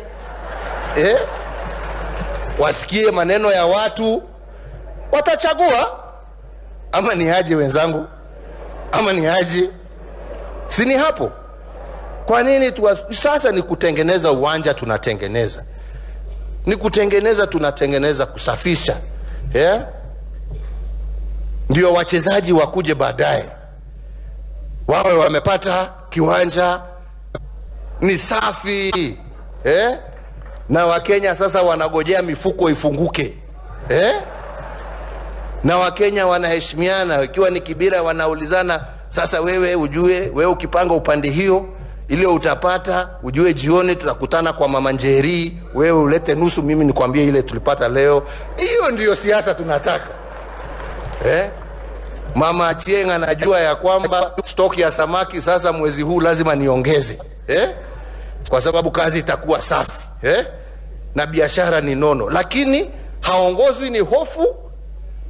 Ako na imani ya kwamba katika wakati wa uchaguzi na baada ya uchaguzi, Mama Atieno, Mama Chelugat, Mama Njeri, wote wanajua we are safe. We have nothing to fear. We shall wake up in the morning, vote, go back and continue our business, and life will continue. I believe that is what each and every one of you is desiring. Au ni namna gani? Na ndipo nawasihi wenzangu, someni hii kitabu. Someni kila moja. Lete maono yako ambaye unafikiria inaweza kuchangia na kuongeza zaidi yale ambao hawa wazee wametuletea. Najua Juneta amesema ati anagojea baba asome. Wewe Juneta usiharibu watu bana. Baba atasoma na atatoa maoni yake. Hata Uhuru atasoma na atatoa yake. Wacha watu pia wasome na watoe yao. Yetu ni kupokea maoni ya hii watu yote na tuweke pamoja. Na ule mtu ambaye pia ningeshukuru, nimependa pia vile ndugu yangu James ambaye ako na deni yangu amesema ya kwamba Wakenya ni rahisi sana, sio ngumu, ni rahisi sana kupata kitu ambacho tuko na tofauti kati yetu. Hiyo sio ngumu. Ni ngumu zaidi kutafuta yale ambaye yataweza kutuunganisha. Wenzetu Kenya hii hatutaitengeneza na siku moja. Let us not waste our time and our effort on those things that divide us. But let us create and put our energies to those things that put us together, so that those things that maybe we don't agree on, we can put them to the people in an election in a peaceful manner, and the people can choose between this idea and that idea, between this policy and that policy. That is why democracies thrive. Let us focus ourselves on that which puts us together. Let us focus ourselves on those things that will make sure we are more cohesive as a society, as the Foreign Minister of Tanzania has told us here. Let us focus on those things that remove ethnicity and the sting of negative ethnicity. I am very proud of our culture. Very proud of it. And I think we should be proud that as a country, we have 42 different, if not 46 now, different cultures that we should be proud of and we can learn about. Lakini, to see allow those wonderful positive things about our culture to be used and to be turned into instruments and weapons of hatred and division. Tunaelewana? Tunaelewana wenzangu? Tujivunie Ukenya wetu, tujivunie utamaduni wetu, tujivunie lugha zetu. Lakini tuzisitumie kwa njia ya kuweka chuki na mgawanyiko kati ya wananchi wetu. Na ndipo mimi, kama kuna kitu kingine hapo, mimi nimeunga mkono. Wajua, tukienda Krismasi, kwa muda huu wote tunasherehekea siku yetu muhimu, siku ya kuzaliwa kwa Yesu Kristo. Lakini sisi wote pia tunajua ya kwamba siku ile inafuata pia ni holiday, na tunaita Boxing Day. Na hakuna mtu mmoja hapa, nataka mmoja ainue mkono aniambie Boxing Day ni kumaanisha nini. Boxing Day ni wakati wazungu, wakati wanapatiana zawadi wakati ya Krismasi, wanaenda kufungua mabox kujua mtu amepatiwa nini kufungua. Sasa sisi hiyo sio utamaduni wetu, hiyo ni ya wazungu jameni. Au ni namna gani? So mimi sioni ubaya jameni tukisherehekea siku ya kuzaliwa mwokozi wetu Yesu Kristo, na siku hiyo ingine tusherehekee utamaduni wetu kama wa Kenya. Kwa sababu hiyo ni kitu that is Kenyan. So safari moja mtu ametoka upande ya Busia, anaweza kuambia jamii, njooni hii siku tutembee Kisumu tukaone utamaduni wa watu ya Kisumu. Mtu ya Kisumu ametoka hapo aseme mimi nataka kwenda mlimani kule Nyeri nikaone utamaduni huko, hawa wanaishi namna gani. Mtu wa Nyeri atoke hapo aende Mandera aone hiyo watu pande ya Mandera utamaduni wao huko namna gani. Mtu Masai atoke hapo aende kule baharini, amezoea ng'ombe, sasa aone samaki kubwa wanawala watu huko. Tunaelewana? Let us celebrate now those beautiful and wonderful things that are great about our culture. And I promise you we will have a great country. We will have a farmer country. And as my brother Raila has said, this is not about Uhuru. This is not about Raila. This is not about Ruto. This is not about Kalonzo. This is not about Mudavadi. This is not about Wetangula. This is not about any of those leaders. This is about you and me as Kenyan citizens. Wenzangu, tuende, tusome, tujadiliane kati yetu mwezi huu ambapo tunaelekea sikukuu. Tutafute nafasi, labda mwanzo wa mwaka mpya, tuje tukae tuone hiyo maoni. Na ndio mimi nasema, let us own it mashinani. Let us own it at the grassroots. Sini hivyo wenzangu? Let us own it at the grassroots. Let it not be niliambiwa na Uhuru. Mimi na bibi yangu na watoto wangu na jirani wangu, tumeketi, tumeongea, tumeona hii na hivi ndivyo tungependa dunia yetu iishi. Ni wangapi wanakubaliana na mimi jameni? Tunakubaliana? Tutatembea pamoja kama Wakenya? Ndugu waheshimiwa na waheshimiwa ma MCA, jameni, tumekubaliana ya kwamba hii sijui tangatanga, sijui kieleweke, sijui warembo na huyu na warembo na yule, tuachane. Sasa ni warembo wa Kenya na viongozi wa Kenya wakifanya kazi au ni namna gani? Si ni hivyo?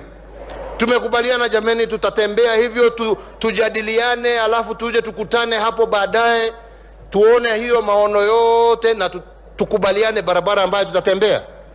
Mimi nasema Mungu awabariki jameni. Siku ya leo tuwasema hongera kwa akina mama, kongole kwa wazee, na hiyo ingine ilikuwa gani?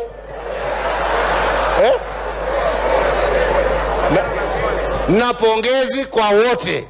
Mungu awabariki na walinde. Asanteni sana. Kwa heri ya kuonana. I now most humbly request Your Excellency, sir, to most kindly launch the BBI task force report. Niombe wale tuko pale, kuna stima iko hapo, kwa heshima we clear the pathways because we have something that is happening around there. And now His Excellency the President launching the BBI task force report. Makofi.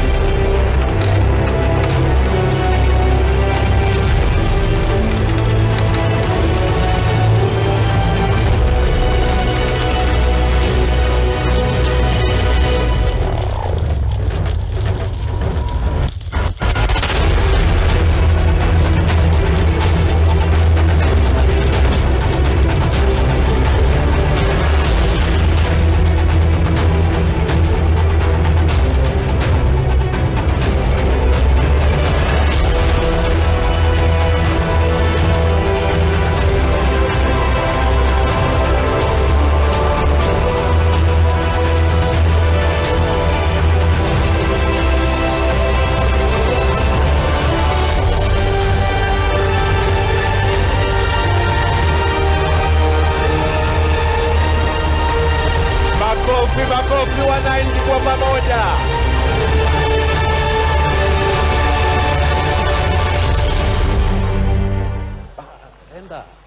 Enda. Band. Welcome back and thank you so much for being with us. That was a live coverage all the way from the Bomas of Kenya, where President Uhuru Kenyatta led the nation today in, of course, giving to Kenyans and making public the Building of Bridges initiative report that was handed over to him yesterday by the committee that was mandated to seek opinions across Kenya, and the report was handed over to the president yesterday. And so today, President Uhuru Kenyatta, together with Right Honorable Raila Odinga, and other leaders in this country, had this opportunity to present this very important document to Kenyans. And we've been watching the live events right now. I will not talk much about it, but later on we'll have a special show where we'll have a comprehensive look at this today's events and the things that have been proposed in this BBI report, and then we can see which way forward. Thank you so much for your continued support, and we will see you in our next broadcast. Bye-bye for now.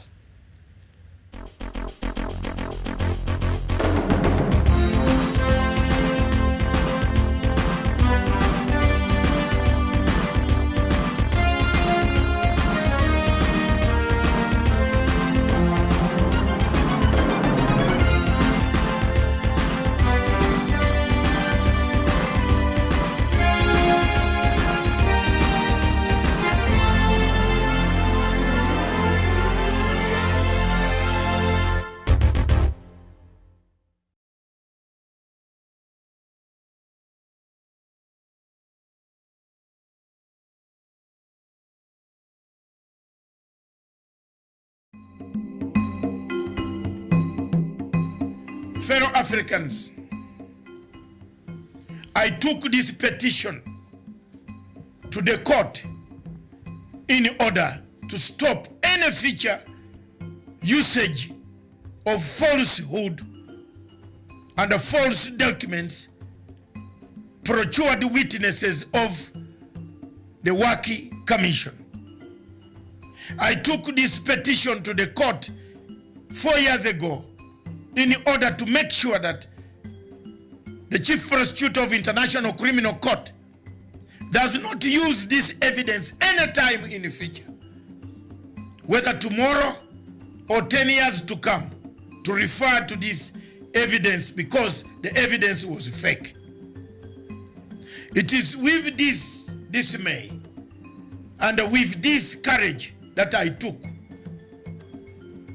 to go to court in Kenya to seek a judicial review and to redeem the credibility of both those accused and the victims of this catastrophe that occurred in Kenya, that I decided to seek to expunge this report from the reports and the statute books of Kenya. It is unfortunate that the three judges in Kenya, whom I will name now, Judge Kanyi Kimondo, Judge Aburil, and Judge Onyengo, all of them sat down and gave very silly, flimsy, prudish, sardonic ruling against our petition. I want to tell the Kenyans that I have done my best. I want to be on record that should this thing reappear again, don't call me. Should it reappear again, don't say I never told you. Should the Chief Prosecutor of the International Criminal Court use this fake evidence again against Kenyans, don't say I did not tell you. My role was to go and remove these obnoxious toxins from the books of the Republic of Kenya. I therefore want to tell the world that my torrid road, a long road that I've taken in search for this envelope, has ended in Kenya so far.